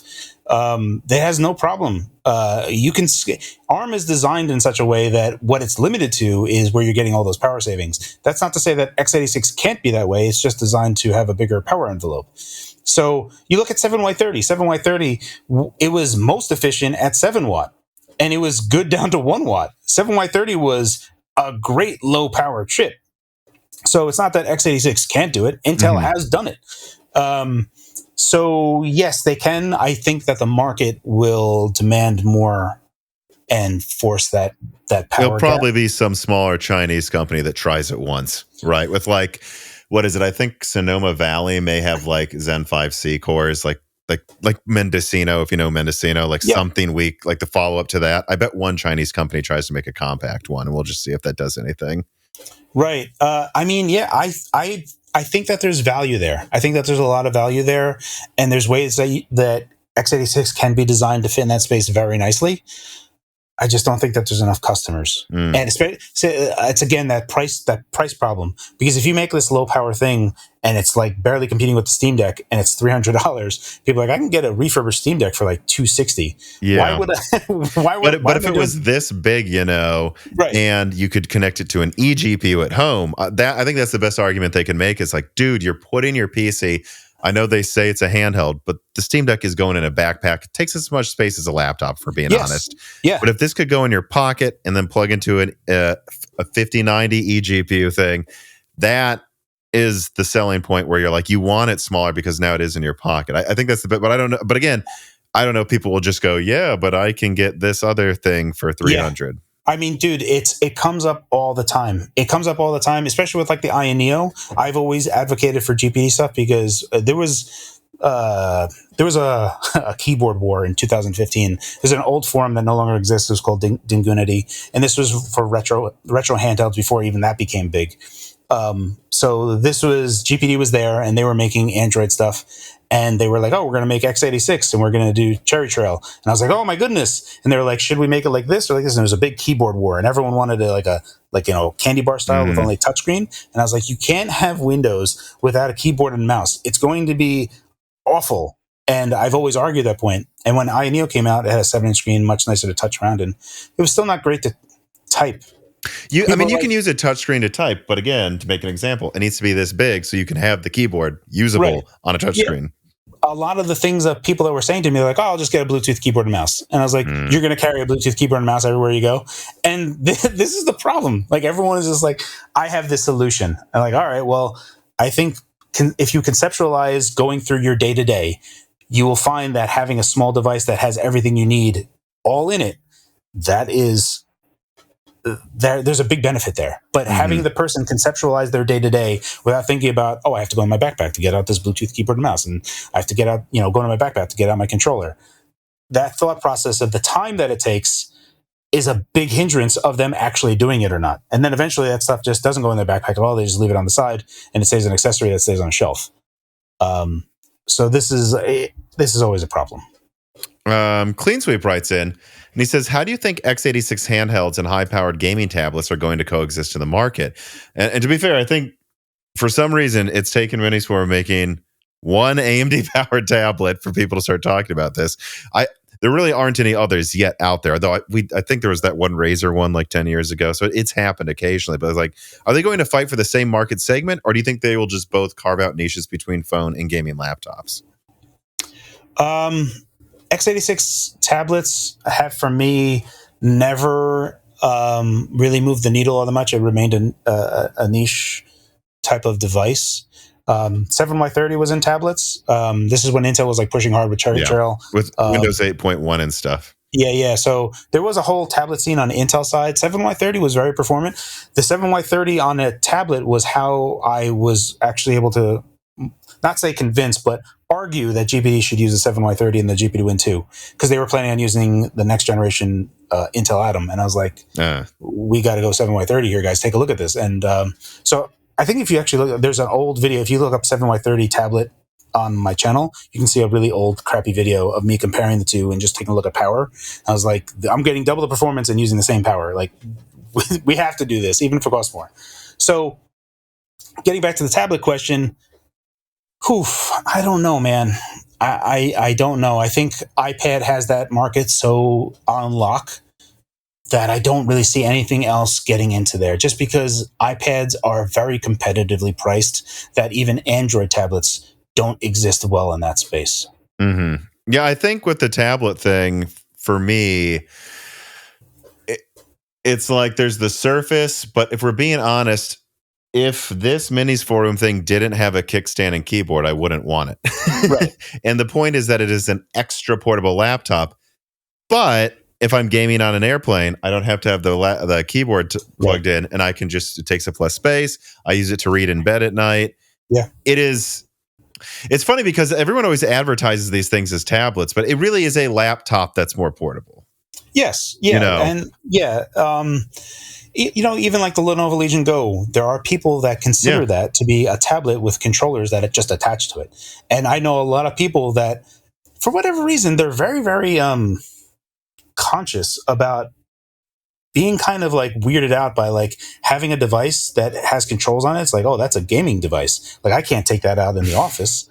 And I would have no problem with that. I'm like, I don't care. I just say, yeah, there it is. But being able to disassociate it from being a gaming device and being like a tablet. I think GPDs look very professional, though. It's not like the gaming controls are in your face, if you makes sense. the WinMax has actually covers that cover it because the GPU the main Wax 1 had nothing there, and people in China were 3D printing covers that were going over it, and they basically took that idea and made for the GPU WinMax 2. They have these metal covers. They actually slip onto the back. Actually, I can show you. That's funny. I didn't know that. I didn't know that was actually something people cared about if they looked gamer-like. That's funny. Yeah, so this is a cover that actually can be stored in the GPU WinMax itself, but it can cover the analog stick, so it's just more like a laptop look. But yeah, people are conscious about it. Yeah. Carbon Cry writes in. He says, with x86 big, powerful APUs gaining purchase in handhelds now, what is the future of smaller, usually ARM-powered handhelds? All right, today, top-of-the-line smartphone chips can beat the Nintendo Switch in performance and battery. I think this is an interesting question because you have a lot of these. I think Ayanyo is one of those companies. Like, all these people that are starting to make or have been starting to make x86 gaming handhelds, they make a lot of ARM handhelds too. Do you think that's a place where x86 is going to encroach on? Or like because of price, do you think they'll just continue to exist in that department? Yeah, I don't see that changing all that much as it is. I, again, would argue that a real gaming phone, especially with how good ARM is now, in a lot of different ways, the cloud, I know some people are allergic to cloud. I play on the cloud every now and again, but only through Game Pass, just because they sync saves. If it didn't sync saves, I would not play on the cloud at all. Being able to save my game in the cloud and then play on, pick it up wherever I am, either on my PC or my couch, that is such a huge thing that's literally the only reason why I play on the cloud at all. And like GeForce Now, I believe you can do Steam cloud saves. Okay. So yeah, so there's like. Oh, that's cool. So that means if you booted it up locally, it would use the same save too, possibly, right? Yeah, that's yeah. Cool. So that's the magic of it, right? Is being able to play wherever you want, have high fidelity, but keep your save, keep your progress. Because if it was just different, it wouldn't sell. And that's the big secret sauce for me. So yeah, I think that there is value there. It's just that if Apple made a gaming phone, every Android phone would be, you see a bazillion Android gaming phones. But since Apple doesn't make a gaming phone and no one else is making them because they're too scared to they're too scared to make it. They're just terrified to make it. Yeah. Yeah, I wonder, this is an interesting question, I think. Do you think it's more likely that, like, again, this like Sonoma Valley APU, follow up to Mendocino, they could have that, and then could it like dual boot into almost like an emulator Android mode if you wanted it to? Could that encroach on it? Or do you think it's more likely a company makes an ARM handheld that can run Windows and also do a boot in it, and that'd be more successful? Like, which one do you think would come first? Because that's how I would see the x86 encroaching, is if it could do both for under 300. I don't see x86 doing it. I see ARM doing it more and going into Windows on ARM. I see that happening more in that particular direction, but the user, we're getting into uber geek territory here, and there's not a bunch of us. There's dozens of us, and I that's the thing that I always try to like recenter myself on, where I can see the value of it, like plain as day, but trying to communicate that to anybody else is difficult. And then also any type of user experience or user interface issues that would crop up would be a nightmare. So I don't, as much as I would love it, I don't see it happening in either situation. It's still weird that Snapdragon, Qualcomm has like carte blanche on like Windows on ARM. So I don't know. For what it's worth, it's interesting, but it's almost a bubble. All right. On that note, Dead writes in. He says, with Qualcomm X Elite release date closing in, some people accusing them of shady preview practices, like semi-accurate, and Qualcomm is cooking the benchmarks to a great degree. Yeah, I did an analysis of like some of the early previews of performance, and I was not impressed breaking down. What was it? Was it XCOM? What were they playing? They were playing Baldur's Gate 3. And I analyzed that like preview versus like performance of like a Phoenix system. And I was like, this seems to be way weaker. Do you have any info to confirm or deny such claims from the OEM side that they're cooking some of these benchmarks? And then just in general, what do you expect out of the Snapdragon X Elite? Like, do you think it's going to be successful? Do you think it's overhyped? I don't know. So I can only speak insofar as like previous Snapdragon stuff. in that when you look at it and how much power it was using versus how much performance you were getting out of it. I've seen some things like running Skyrim and stuff, and compared to like even 7Y30, it really wasn't doing all that great. People are like, oh, look at the performance and how little power it's using. I'm like, 7Y30 was doing that years ago, guys. So no, so is the Switch. Yeah. So there's the whole. It's a tough thing. I think that there's a lot of people that just they take a look at the M1 Mac or the M2 or the M3 Mac and just have this fascination or this fantasy that Qualcomm is going to make this unreal, amazing chip that runs Windows on ARM and things are going to be fantastic. Where Apple really spent a lot of money making a giganto chip and min-maxing every part of it. Because sometimes people go, Apple uses ARM. Maybe, but if you ask some employees at Apple, they say, no, we make Apple chips. Like it's not just ARM. That's its own architecture at this point. Yeah, they do a lot.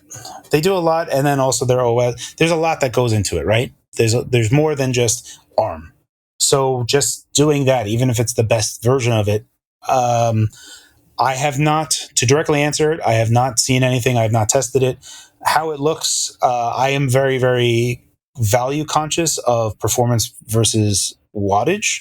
So that's where my intersection lies. And that's where I kind of like on this XY chart of like, where does this belong? And it's like, okay, are you like Renoir level? Like, where are you? And that's where I kind of like dial things in, but I really have to test it first. And I am indifferent to it at the moment with no particular care of its existence. Yeah. And I guess what I would say is, and I'm glad that you say some of this like stuff, like I'm glad I've found another person that is in my opinion of ARM fanboys, calm down. ARM isn't magically better than x86.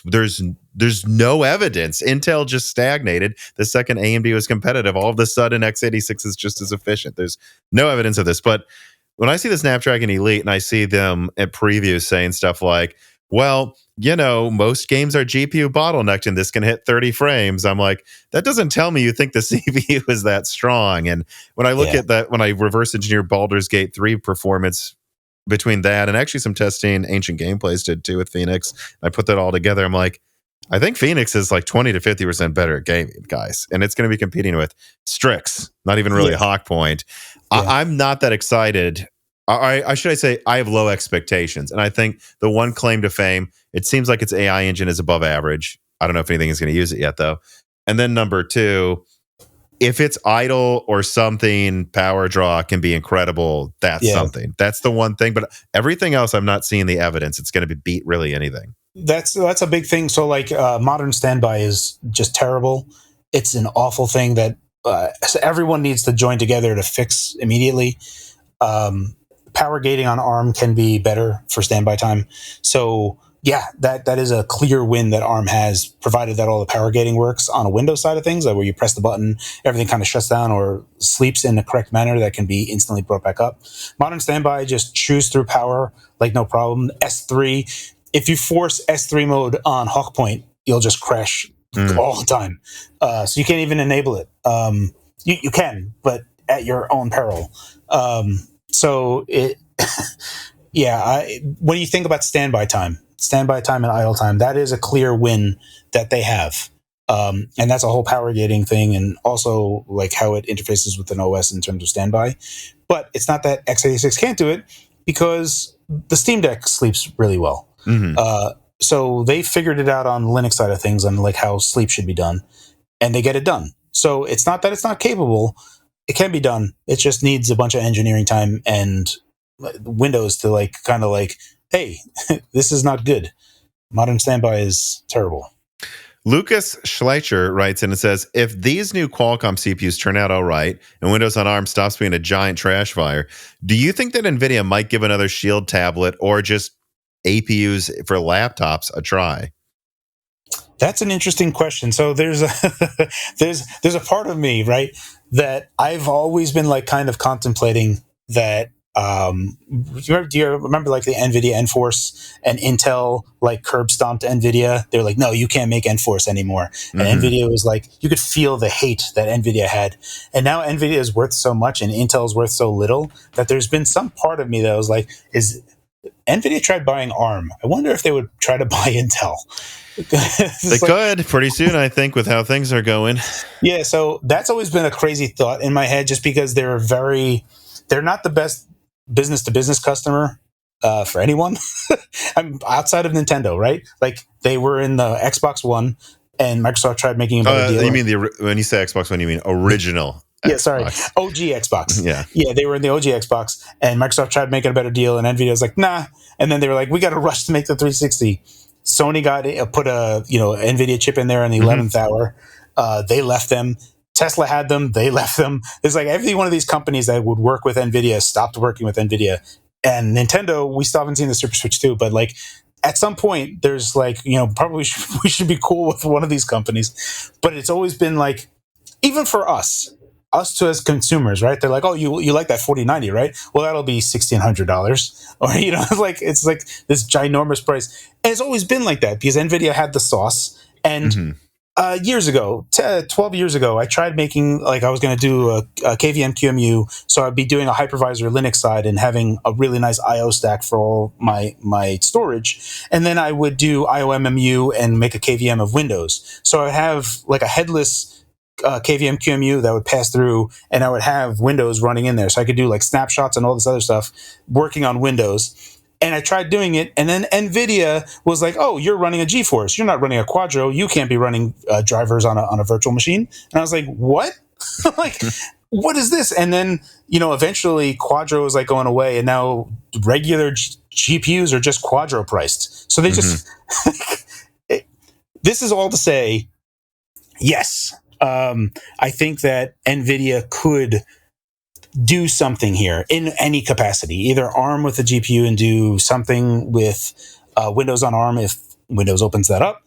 But I have some there's something in there. Like Jensen Huang is just like, I'm just going to buy Intel. I'm gonna own that. And then they'd have, they could have a really good CPU and a really good GPU, and then that would be a fascinating APU.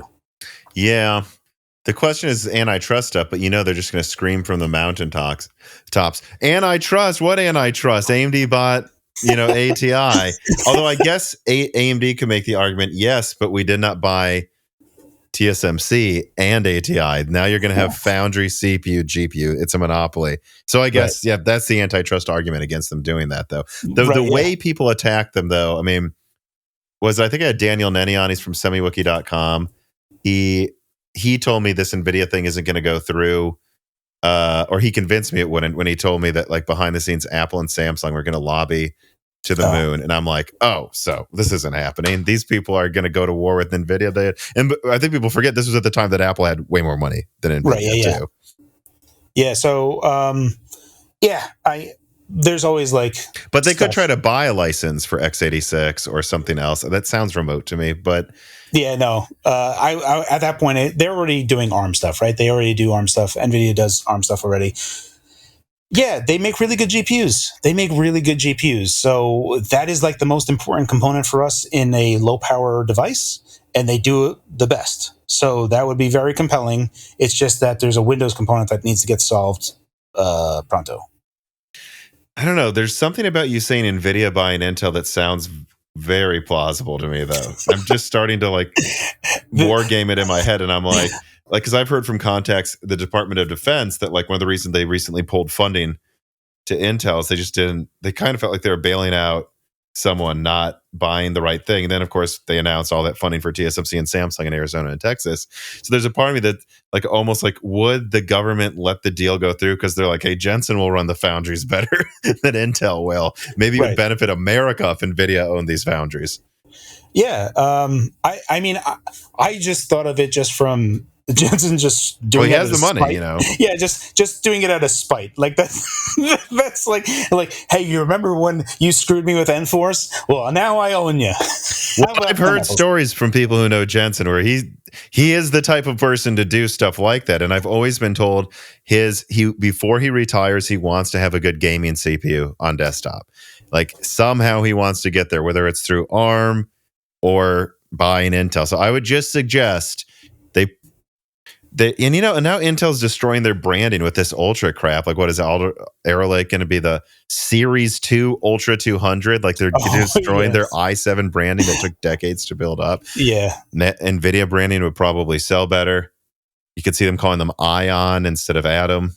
I don't know. I'm just thinking about all of it now. Let's continue the Nvidia conversation. I did have at least one more main subject I want to talk to you about. Tessie is ready for spring. She's excited to get outside and start carrying around entire tree branches that she just thinks are S-tier sticks, which really, they can't be that healthy for her, although I can't imagine they're really any more unhealthy than the typical ramen people are eating on a busy workday. Well, of course that is, unless they eat Vite Ramen. This piece of content is brought to you by Vite Ramen. Vite Ramen is a healthy, tasty, and shelf-stable food crafted by an American startup that offers tons of options for eating healthy, like their classic packages that make it easy to add protein and other ingredients of your choice, or also their Ramen Go packages that offer a healthy, microwavable option for those who truly only have a 15-minute lunch break when they are away from home. And I also need to take a second to promote their Nano Boost Vitality Powder as well. Seriously, this is a fantastic alternative to coffee that you'll find me drinking in many Broken Silicon episodes when I'm forced to record late at night, and I truly do believe it blows away their competition. You have to understand, I've been working with the people at Vite for years now, and I have a lot of freedom in what I can promote from their website. And out of the things they make, I have to say, it blows away the competition. This thing tastes great. It's easy to mix into water. You never has that sand-like texture their competitors often have. And so I really cannot recommend that enough, in addition to just basically everything on their website. Going to their website and buying something from Vite Ramen, that directly supports this channel, and it supports a sponsor that's been good to the Moore's Law's Dead team for many years. So I really do like their products, all of them, especially their ramen and Nano Boost Vitality Powder, and I can't recommend them enough. So support Moore's Law's Dead by supporting Vite today. Deadeyes117 writes, and he says, "Hi guys, Switch 2 is expected to have all of the Ampere-like features of RT and Tensor cores. Obviously, Tensor cores are going to be pulling their weight in spades with some form of DLSS, but with how generally weak the hardware is, I have a very difficult time imagining any meaningful ray tracing implementation actually manifesting. Can we think of any innovative ways developers might find to utilize those idle ray tracing cores, or do you expect they will ultimately be wasted die space?" Well, actually, I want to jump in here. They had ray tracing games on the Series S, and this will be better at ray tracing probably than that. So I would just throw that out there. Just might be really very limited garbage tier ray tracing is what I would suggest they're going to do. But yeah, I mean, what I've heard, by the way, is 12 or 16 gigabytes of RAM. It's like some version of course, the Orin or I think is what it was called, chip, but a custom version, maybe with 12 SM, so 1536 CUDA cores, maybe slightly cut down, although they seem to think maybe they won't cut it down.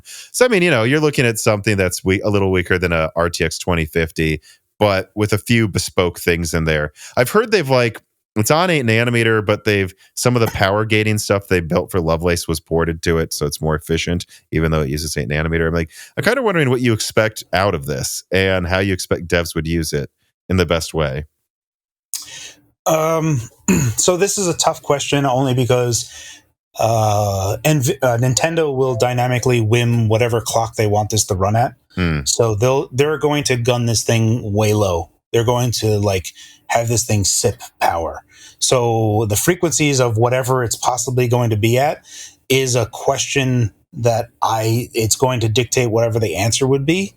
And so I've heard in docked mode, it may be clocked faster than we expect, but in undocked, it's actually going to be clocked crazy low because they want better battery life than last gen. That's what I've heard for whatever it's worth, Yeah, so I would almost largely anticipate that they are very conscious about battery life and no fan noise, no heat. they know that they're selling to children. Like they sell things to children. They know parents buy these things for children. They designed the Nintendo Switch cartridge to taste bad because they knew they I didn't might know be that. putting. That's funny. Yeah. So you can like look this up. People like put it in their mouth and just spit it out because it has a terrible taste.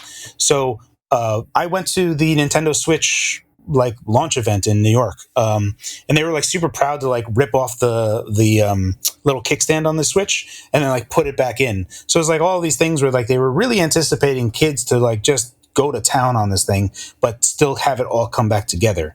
So that's still along the same lines of where I would expect the Switch 2 to largely be around, is like this idea that a kid is just going to be running around with it and like throwing it around, stuffing it in pillows, putting blankets all around it. So it's got to like exist with a very low fan RPM while a game is playing, because the kid's just going to play and just throw it and then do something else, and it's going to be not breathing at all, not getting any air. So these are the things that they're thinking of, right? So what frequency is that? That's a hard question, and that changes the whole dynamic of what's going to be possible there. For what it's worth, I think that it's still going to be a valuable console to have. And they had tremendous success with the Switch. Success with the Switch. And I think that they don't really need to do all that much. They call it a Super Switch, make it more performant. That's what I said I thought it should be called. Everyone thought... Yeah. I think that sounds so much better than Switch 2. Call it wasn't there a rumor too called the Attach? It should be called the Super Switch. That's what it should be called. That's it. Just the Super Switch. And I think that's all that people, as much as whatever gimmicks Nintendo could put on there, the desire is to just have something that is better than what they have right now, and that will be able to accommodate whatever new modern game so that it can get on the Switch. There's so many people that have the digital ecosystem on the Nintendo side from eShop purchases and stuff. They just want to continue being inside of that ecosystem. So where we get into the question of how that oil is going to boil down in a handheld mode versus in a docked mode, I think that we're going to see DLSS like upscale really well in a docked mode, and we may even see it upscale really well on a handheld side. And how that all boils down to, will ray tracing really get into the mix of things? Maybe in like Mario games, right? I don't know. In some limited capacity. Yeah, so I think that's I think a lot of third-party developers would be leaning hard on raster still, unless they're going to be using like, UE5, whatever the latest UE5 is, and then trying to scale that down in that space. Because you have to use like sub-resolutions, and then using whatever DLSS on the handheld side to upscale to whatever you're running at. I could see that. But outside of that, ray tracing wise, like you said, I think Nintendo will get into the mix, because like you look at Super Mario Odyssey, Luigi's Mansion 3, Mario Kart, all these games look outrageously good on the Switch. They look really, really good. They're like 8 gigabytes in size, 6 gigabytes like file size wise. So they're really small. Nintendo does the next level effort for all these things. And like even like Mario Odyssey, you can see like LOD, where they actually changed models to sprites based on distance. You can see the flip happening if you like pay attention. So they're min-maxing everywhere to try to get as much out of this hardware while still having excellent image quality. So yeah, I would agree with you that ray tracing might show up in Nintendo games. Will they show up in third-party games? Probably few and far between, and likely more DLSS centered. My suspicion, and I don't remember off the top of my head what it was, at least someone at Nvidia suggested to me, because what I heard, and again, we'll see if this ends up right. What I heard is they want to be able to get near 4 teraflops when it's plugged in. And remember, this is ampere teraflops, not RDNA 2 teraflops. Right. And then I was like, well, how much? And they might actually push the clock when it's plugged in, but when it's not, I don't remember what I said. I think I was like, so what? Down to 800 megahertz? I think the person said, lower than that. Like that in handheld mode, it might be crazy, crazy low. Like they want 5 watts or less power consumption. My suspicion is there will be no fan on the device. That what they will have is a fanless design that helps with all of those kid things you talked about in reliability. And then when you put it in the dock, maybe some duct opens, 30-watt fan, done. Now the thing can clock 3 times faster. That's what I would do. I don't know if they will, I guess, right? That's what I would do. And that sounds very plausible. Yeah, that's actually, smart. Having like passive heatsink wise, that is ideal for however you're going to air jet up through a dock, right? Yeah, I could totally see that. That makes a bunch of sense. And having also no fan on there is great for no sound and also better battery life. You're not spinning a fan propeller around. So you get benefits all over the place. And being able to jot that down so far, Nintendo would be the type of company that would be like, hey, it only looks, like all of your Switch games, they look exactly the same as they do on this one. We just run them at way less power. So, yeah, I could see that. Having more RAM is definitely going to be a huge benefit, especially for more modern games. There's lots of things that they're going to be able to do, but I think that they're in a really good position and have enough buy-in in terms of just general mass consumer interest that developers want to put their games on the Switch. And you see like these like impossible ports that have made it to the Switch, and we're going to see new impossible ports that come to the Super Switch. So I'm very optimistic about it. I actually am too. I'm pretty optimistic on this, and more so than I was the previous Switch, and that one did well. So, Yeah. Generally speaking, I'm very optimistic about it. And when it comes down to it, it's a 16 watt hour battery that's on the Switch, and you're getting 5 hours of battery life. So you're looking at 4 watts total. 3-4 watts total on some games. That's total, not TDP. The actual entire system, the screen, RAM, Wi-Fi, Bluetooth, everything running is taking 4 watts on Marico. So, they're already doing amazing. And if you think about if they make it slightly bigger or whatever, Joy-Con's different, having a slightly bigger battery would help them.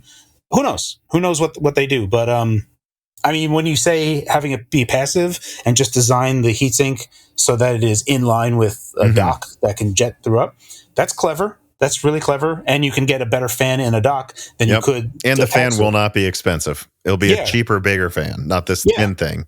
Exactly. That's super clever. I wasn't even thinking about it, but I could totally see it. And I would think, I think too, it's so easy for enthusiasts to look at like what I've described for the Switch 2. 8 nanometer, still mostly Ampere with some Lovelace tweaks thrown back into 8 nanometer. Probably still 720p on the go, or maybe like not 1080p at most, I'd say probably for sure. Like all of these things don't sound enthusiast, and they're like, well, this thing isn't going to be able to run anything. I think people have to remember that like when Nintendo built the Switch 1, they were like out of money. Like the 3DS did not do well. I know it didn't do horrible, but compared to the success of the DS, I think you have to think of it with both, right? You had the Wii U and the 3DS at the same time. It's a lot worse than the DS and the Wii's level of success. Big time, way worse. And so they just took an off-the-shelf Maxwell chip. They didn't do any effort. And so even if this is an 8 nanometer design that's not that fancy, this is far more effort put into it than they did last time. And I think if they were able to pull off that, honestly, from what I hear, as long as they give devs enough RAM, it'll be fine. It'll be way, way better than anything that they could do before when they kind of just cobbled something together, but with the perfect chassis. Yeah, just the RAM alone is going to be like, oh goodness, I can drink, satiate my thirst. I'm very optimistic about it, and I've always defended the Switch from a lot of like people that were just like, oh, look how crappy that game looks. I'm like, dude, that thing's taking 3 watts. That's insane what it's doing for how much power it's taking. But again, PC gaming enthusiasts are very much the crowd that will push 250 watts into a CPU and be happy about it. Until it breaks, and then they need to download Intel baseline. Yes, but they push power into it, and when you're on mains, you're not thinking of power, and you're not even cognizant of not needing to push that much power to get that performance out of it. Like, you don't need all that.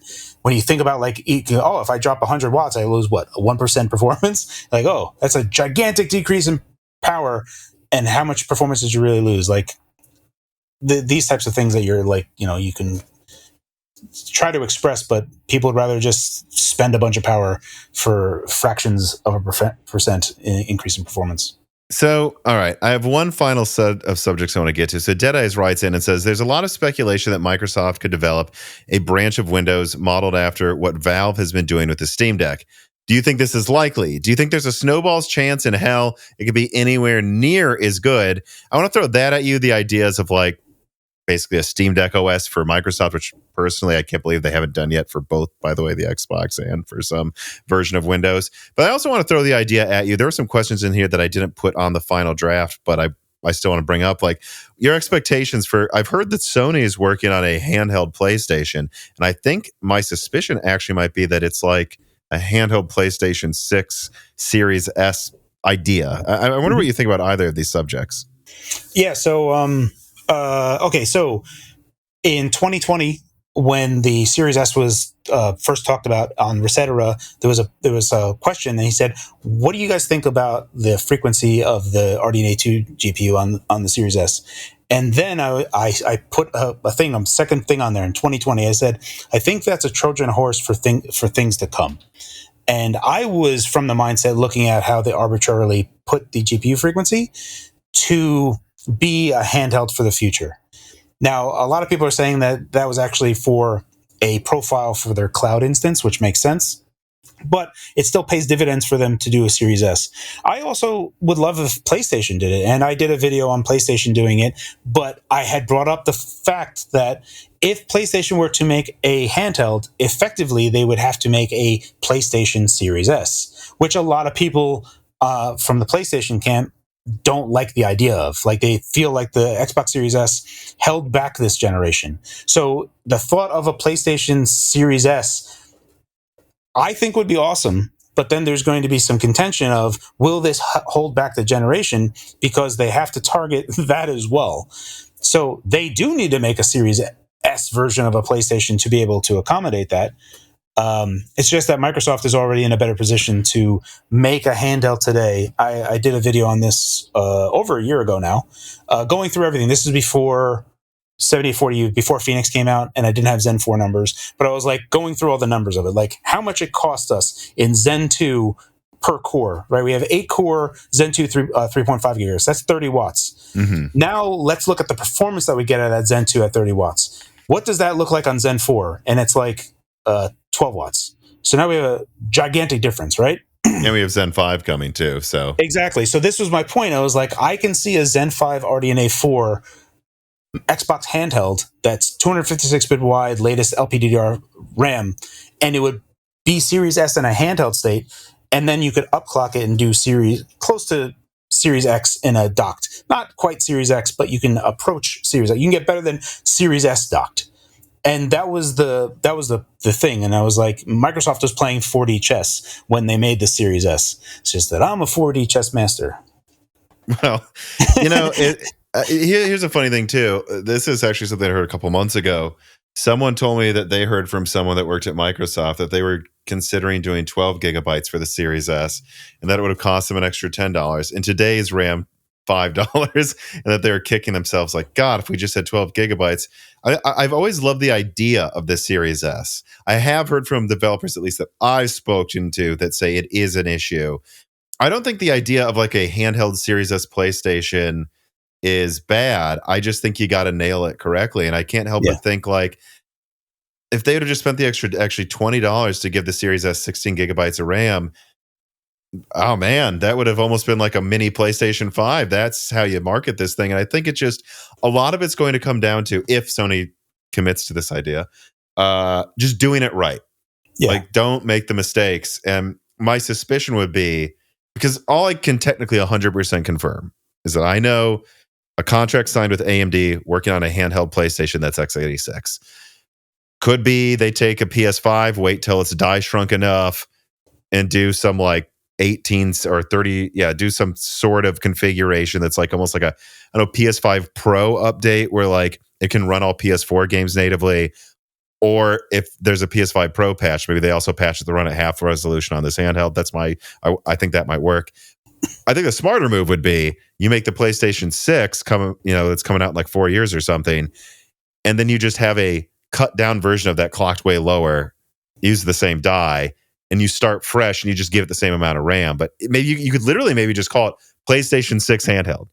And the good news is, if no one wants it, stop making it. It uses the same die. If people do want it, good. We have another successful product. I'm wondering what you think about that, because that's what I think it comes down to is like, well, it made it hard.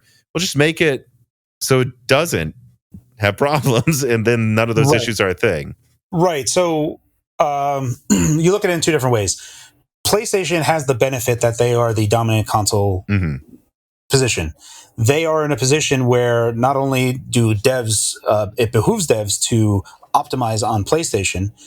You can be in a position where you say, hey, we're going to be coming out with a handheld as well as a console, full-on console. We want you to target both of these. And now you're in a position where Xbox was in third place objectively, and they made 2 SKUs for developers to target for something that wasn't going to do much for them. So there's going to be disgruntled people just targeting 2 profiles on a thing that's not helpful for them, whereas PlayStation doesn't have that problem, and they can get better buy-in, where Xbox does all this work with smart delivery and trying to figure out things automatically for developers. They're like, oh, well, you have this. We're going to deliver these assets to you. PlayStation's like, just pay us $10 for the upgrade. They can do that. They can force that because of their dominant position. So I think PlayStation has a real good chance of doing it just because of their position. And I think developers, especially with like working on PlayStation as it is, would like to do it. So I mean, like, just making those things, I think that you would actually have a situation that they may even look back at their older games, PS5 or PS4 or whatever, and maybe try to patch them up a little bit so that they run even better on a PlayStation 6 handheld. I could see that happening as well. Even though that would cost them work, I think that they might actually do that. Mm-hmm. Yeah, and just to like zero in on a question here, my initial suspicion, again, when I first got this information and put it out, was I was thinking things like, oh, I wonder if all they'll do is like do a custom 4nm APU that has 18 compute units. So again, natively backwards compatible, runs all PS4 games on the PlayStation Store. And then if there's a PS5 Pro patch for a game, Sony asks the dev, hey, can you also do the handheld patch for the game? Just run it at a lower resolution. It's like literally it'll take the same amount of effort, but you do need to patch it. So most games will be PS4 on the handheld, but half of the AAA games out there will have a handheld patch to run on it. Kind of like Steam Deck, frankly, with Steam games. Like, that's a model that we've seen work, so Sony might follow it. I actually think it would make more sense to just do it with the PlayStation 6 so that it's backwards compatible with all of the previous gens right away, and it's launching with PlayStation 6. All PlayStation 6 will run on it. Because, like, if this was 2 years ago, I'd say do the handheld Pro idea, but PlayStation 6... this isn't going to come out for 2 years at least anyways. Do you really want to launch a PS4, PS5 handheld a year before the 6 comes out? I personally think it makes more sense to hold it for that generation. Yeah, no, 100%. Everything, like, especially for the PS5 Pro patch idea that you're saying right now, that's a good idea. Like say, hey, you're doing this work anyway, but maybe think like there might be a handheld. Not saying that there is, but wink, wink, nudge, nudge. Say no more. Do it. Yeah, I could see that, if they're going to be doing that work anyway and just making other profile aware for some type of future device. They could even say, hey, it's going to be for the PlayStation 6, right? Just, it's PlayStation 6. Oh, okay. I'll just do this now. And it might fit in that criteria in some manner. There's... Because you could see it being so easy where, like, the PS6, I don't know what it will have, but let's say it has 72 compute units because PS5 has 36. And then they just have the handheld version. They just literally take the bad yields of the PlayStation 6. And instead of disabling part of the PS6, cut it in half, but it's natively backwards compatible with PS5. Sounds easier to me, Yeah. There's value. There's value in that, like the whole engineering business side of that. There's lots of value. Think of conceptualizing, scheduling time, and getting the most out of the silicon that you're going to get. So yeah, I could totally see that. For what it's worth, I want more handheld, so I don't care who makes it. I've just been like a big proponent of it forever. I still think that Microsoft is in a good position to do it now, just because all the troubles that the Series S may or may not have created can pay dividends for them if they were to release it. However, there is a bit of a ticking clock in here, and the only ticking clock that I would say there is Switch 2. And if Switch 2 comes out, there's already a bunch of people 150 million people that have a large digital ecosystem in the Switch. And if the Super Switch gets more roots into people, any handheld that PlayStation or Microsoft come out with might not matter. So speed is of the essence. That's why I like the PS6 idea too, because if it uses the same APU clocked lower, all they needed, they could even use it for marketing. They could say, we're doing a limited run of a handheld variant of the PS6. If it sells well, we'll keep making it. If it doesn't matter. It literally runs the same OS. Like, who cares? We could stop making it. It'll get the same updates the PS6 gets. And then that could funnel, interest in the product it could be a huge collector's item too. That's where I think it makes sense. But you're right. If it was its own design that is bespoke, that could be a huge waste of money if it comes out after the Switch too. I mean, I completely agree with that. Yeah, it's we don't know. I mean, I'm optimistic about Super Switch too. But it's time for Microsoft. Is a problem. Maybe not so much for PlayStation. PlayStation has a lot of clout and they have a lot of inertia because a lot of people already have digital ecosystems on PlayStation as well. Xbox is the one that's the odd man out. And the only thing that they have is Series S that could kind of propel a bunch of games that would work on a handheld immediately. And then they have Game Pass. Game Pass on a handheld is compelling to me. It's a good point. That's the one thing that I think Microsoft has a good angle to try to stay in the console business and continue to sell Game Pass. But right now, Microsoft with Xbox is in a pretty dire situation. The general consensus from a lot of the hardcore gaming community is that they're going to be a third-party publisher. Their Xbox hardware sales don't look good. Things are weird. I saw someone in Japan take a picture of a shelf, and there's no Series S for sale. They're all gone. They're not even sending any there. So it's is Microsoft's Xbox console numbers bad because Microsoft isn't sending any? Or what is going on? So, who knows? Yeah, I don't know. I had someone on recently. I'm trying to remember who it was. I feel like an idiot for not remembering. I want to say it was NX Gamer. And Call Moriarty from Sacred Symbols. I think they both basically made the same argument where they said, well, Xbox put out commercials saying don't buy Starfield on Xbox. And so maybe people aren't, Yeah. It's for the big three. I see a lot of value in handhelds. I think if you look at it from Microsoft's argument, Microsoft is saying the console system is a dying thing. It has its numbers and it's not growing. It's not a growing business. The argument that I would make is that the Switch has sold 150 million units or roundabouts, despite how weak it is. But one of the things that is helping Nintendo sell so many Switches is that a handheld is not, from a family's perspective, something that you buy one of. You put it in the living room and everyone shares to play it. You buy a Switch for that kid, and you buy a Switch for that kid.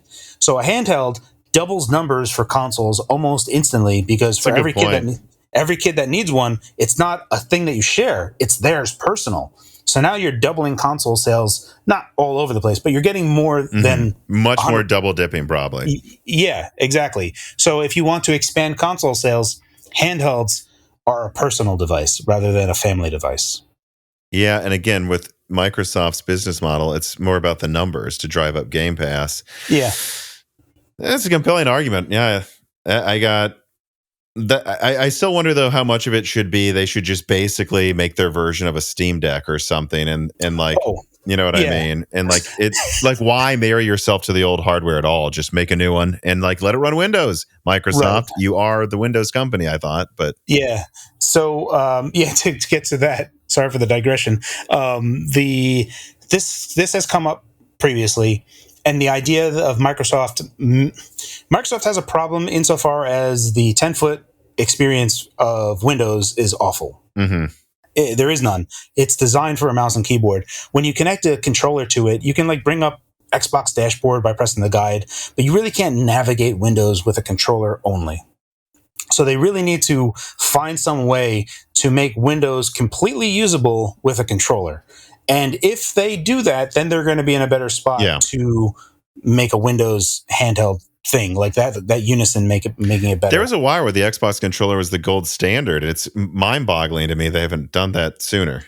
Yeah, it's. I mean, like, there's a lot of icons of like just a generalized game controller is like an Xbox silhouette. So yeah, they the mind share of the controller very much Xbox styled. But even what a lot of people think of a controller is an Xbox controller. So it's weird. It's weird, and every time I've tried to use an like a Windows PC, like my desktop or anything, it was just like, oh, I can't use this. In a handheld space, I've always used GPD devices, which always have mice and keyboard on them. The Right. GPD has a little toggle. They have a fallback. Yeah, so you were always interfacing with these as you would a computer. So there was nothing like, oh crap, I was doing exclusive full screen mode, and now I changed to some resolution that's not supported on this thing. Well, let me just Alt Tab on the device itself. But on a touchscreen device, you're just like, well, I guess I'll just hold the power button and then restart this thing. Where is your ejector seat, right? Like, how do you eject out of some Windows PC experience, right? Like, how do you get out of that? Steam Deck, you have the quick access menu button. You also have the Steam button. So you have two different things that you can slide up that'll draw over the compositor. Microsoft doesn't have this problem anymore, like in terms of exclusive full screen mode thing. With Windows 10 build 1809, they Windows Desktop, Windows DWM, Desktop Windows Manager, effectively all full screen games get shimmed with DWM. So you are effectively always using Windows Compositor, even in exclusive full screen mode. So there is no actual exclusive full screen mode. You have to disable full screen optimizations on the EXE to actually force full screen, exclusive full screen. So that's not really a thing. And they tried fixing that in 1809. This is like tablets and other stuff. So there's things that Microsoft has done that make it better for a handheld, but they're largely invisible to a lot of people. And from a gaming perspective, like the enthusiast, this is negatives to us because we actually lose a little bit of performance and input latency by not doing exclusive full screen mode, not just have the frame buffer delivered directly to the display, right? We're going to the compositor. So there are things there that I would say that is invisible to a lot of people, and they are doing work, but by and large, they just ignored it. like who's going to use a controller to control Windows? Mm-hmm. Let's make Excel. Yeah. Well, but again, it's so funny how much we talk about how like people are worried. I've heard a lot of people, gamers, say this, that Xbox and Xbox stuff is going to be Windowsified and milked and, Office 365, blah, blah, blah. Right. But there are things they do well. And it's like, you feel like, what if they just synergized intelligently? Like, is it right? Let your controller work on everything. Have a low-level Steam Deck OS mode for Windows. You basically already made it for the Series X. Yeah. Bring some form of Office to Xbox and some back, but don't make people get Windows 365 and be annoyed by a blue screen. Right. Yeah. I would just hope if they did a handheld, maybe it would force them to get their shit together in that department.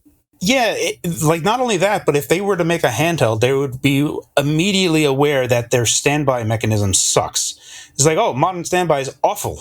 We should really fix this. So that's like the curious thing, right? If they had made a handheld, all of a sudden you would see their scheduler improve, standby improve, because all these things would need to improve because the handheld experience is not great. So there's like things that they have to fix. If they just made a handheld, they're like, oh, we got to fix like all a these Skunks things. Works project to fix Windows. It's a Trojan horse for fixing Windows. Yeah. Yes, it really is. So this is like all the things when you get down to like the nitty gritty of it, of like just trying to get maximum performance while giving the device as little power as possible, trying to you're bound by the battery, and the battery is our worst enemy. So whatever that is like kind of your lifeline. So while that's ticking down, you want to try to maximize that as best you can. And right now, Windows itself does a poor job of caring about that in a lot of ways. Mm-hmm. All right. Well, that's every subject I had on here to discuss with you. I got to say, I really, really enjoyed this episode. Is there anything else you wanted to talk about or anything else you wanted to bring up? No, we pretty much covered all of it. I mean, everything that I care to talk about, I have talked about on my channel. We touched base on here. I remain confident that Microsoft could make a handheld. I was trying to just do the numbers of it to convince people that it's possible. Oh yeah.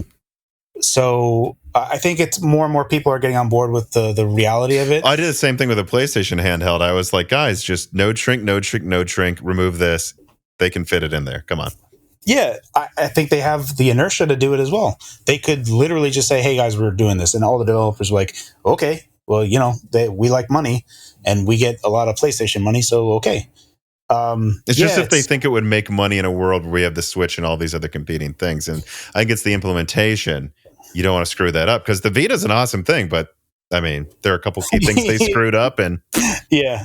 Yeah, I mean, the Vita was interesting at that time because that was a very phone mobile driven time. That was when Nvidia, they acquired a company to do software defined radios. Nvidia was trying their very best to get some type of win in some type of phone, and they didn't have very many wins at all. So everything's pivoted over to AI at the moment. Nvidia is leading the way there. It's going to be interesting. I was always concerned, like when you get into like 4K and stuff, and how much power that required, and without realizing AI being possible. When DLSS first came out, DLSS 1, I was like, man, this is kind of cheating. Hot garbage. I mean, the original implementation. Yeah, but it's like when I first saw it, I was really, really against the idea. I'm like, you're getting fake frames. This is not a real rendered frame, and I was getting really big. But now that it's like DLSS 3. Is so nice. Like I use DLSS 3 on Returnal. I do 120 FPS, no problem. Over 120 FPS on my GPU Max 2 and my 4090, and that's 4K ultra settings on Returnal, and it's amazing. And I'm like, I love DLSS 3. So I don't know. I'm a big fan of the direction of how things are going, and yeah, I think if these companies just dog food low power devices, we're going to be collectively in a better place. We're not there yet. We're getting there. Everything is still kind of 15 years ago kind of mindset in terms of how we run on power. And I think there's still yet to be a change and a true golden age of handhelds yet to come. All right. Well, I'm sure on your YouTube channel, the Phawx, PHAWX, people will be able to see how you cover that future. So I just want to plug that for you one more time there. Please, people, check him out. His link will be in the description. And again, I want to thank you so much for coming on, and then just do my usual spiel of subscribe to Moore's Law Zen on YouTube, ring the bell button, hit the notify button so you actually see when the videos come out. Please comment and share, and check us out on Patreon as well. We cannot do this without our patrons. And otherwise, thank you for watching. Thank you for listening, and have a great week, everybody. This podcast was brought to you by the YouTube channel and website Moore's Law is Dead. Moore's Law is Dead and Broken Silicon are trademarks of their creator, Tom. That guy is me, and I am indeed the creator, editor, writer, and showrunner of Moore's Law is Dead podcasts, videos, articles, and other media. However, it's not just me. Moore's Law is Dead is a team, with Broken Silicon co-hosted by my brother Dan, audio editing by Gerard Cortez, renders being done by the industrial designer Jean-Philippe Clermont, and special assistance is also provided by Carmen Cry and Carrie Nosugada as well. Find all of our information at www.mooreslawsdead.com on the About/Support page in the event you do want to hire me for consulting work, hire Gerard for audio work, hire Jean-Philippe for industrial design work, or you're interested in working with Carbon Cry or Carrie Nosugada as well. You can also find our long-term sponsors on that page if you want to show them some love for putting food on our tables. Or you can also mail us some love. You can send letters or hardware donations to the following address: Moore's Law is Dead, P.O. Box 60632 in Nashville, Tennessee, zip code 37206. Although, to be honest, the best way to show Moore's Law is Dead some love is to support us on Patreon. Patrons are what makes Moore's Law is Dead content truly possible. Every month, and really every day, depending on who you're talking about, me, Gerard, Dan, and Jean-Philippe are working tirelessly to provide a steady stream of content that we could not keep doing unless we knew the work was possible without being reliant on sponsors dictating every little thing we put out. Don't get us wrong. We love our sponsors, but we love directly working for you, our fans, much more. If you have any extra money, even a couple free dollars a month, consider supporting us directly on Patreon. Those couple of monthly dollars will get you access to the exclusive podcast Die Shrink, voting on subjects of future podcast episodes, the ability to ask guest questions, and of course, access to the Moore's Law is Dead Discord full of like-minded people who I am sure would love to meet you.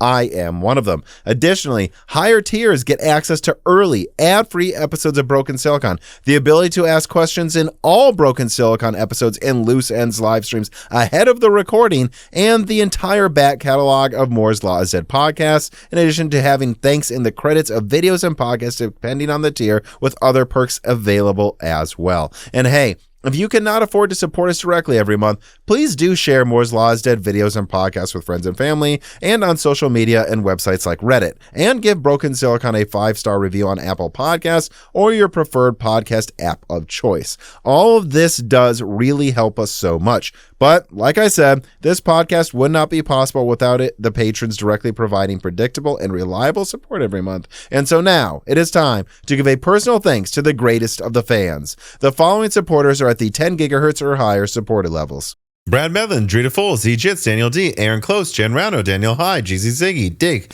Nicholas Buckner, MJB1, SNES Chalmers, Jem Ferrier, Valco Malev, ArtForum.com, Jensen Wang, Gregory Sacker, Sarcastro, Evan Dingle, Andrew S, Chris Rich, Compressed Earth Blocks, 3DS Play 08, Hal Buma, Shredbird, Greg Wanchek, Holden Mobley, Benjamin Cannon, Jonathan, Samuel Molas, Blake, Franco Frederic, Jordan Simkovic, Toka, Julian Leak, Jake Dude 23, The Boss Haas, Jake Martin, Zlicky, Stefan Hart, Meat and Pork, Tim Robb, Ian Clifford, Travis Gooding, Stefan Chrysantine, Mad, Zutsu Taylor, Stephen Coates, Michael McGee, Greg, Patty Cakes, Amiable Chief, Tommy, Mark Mitchell, Nithra Zink, Aishan, Mark Raidmaker, James Anderson, Cole Addict, Judson N, Cameron, Wesley Sager, Henry Shang, Michelle Pell, D31337 Antics, Hexapuma, Reginald Ari, T. Cottom, Gaming Since Reagan, Jeff Sedler, Loophole 35, Jamie Wooders, JSMMH, Windstar, James I, Raider, Corey Leonard, Little Germany, Shay, Milton, Pulse Media, Melodic Warrior, Dave Schultz, McDaffie, RNDR, Stephen Dick, Chuck Glidden, Brett Jones, Austin Haggerty, Justin Bustle, I-7011-700K, Joefoot, Mai Sharona, Earth Taurus, Hardland, Slushbot, Jensen Angima, Joseph Kelly, Samuel Park,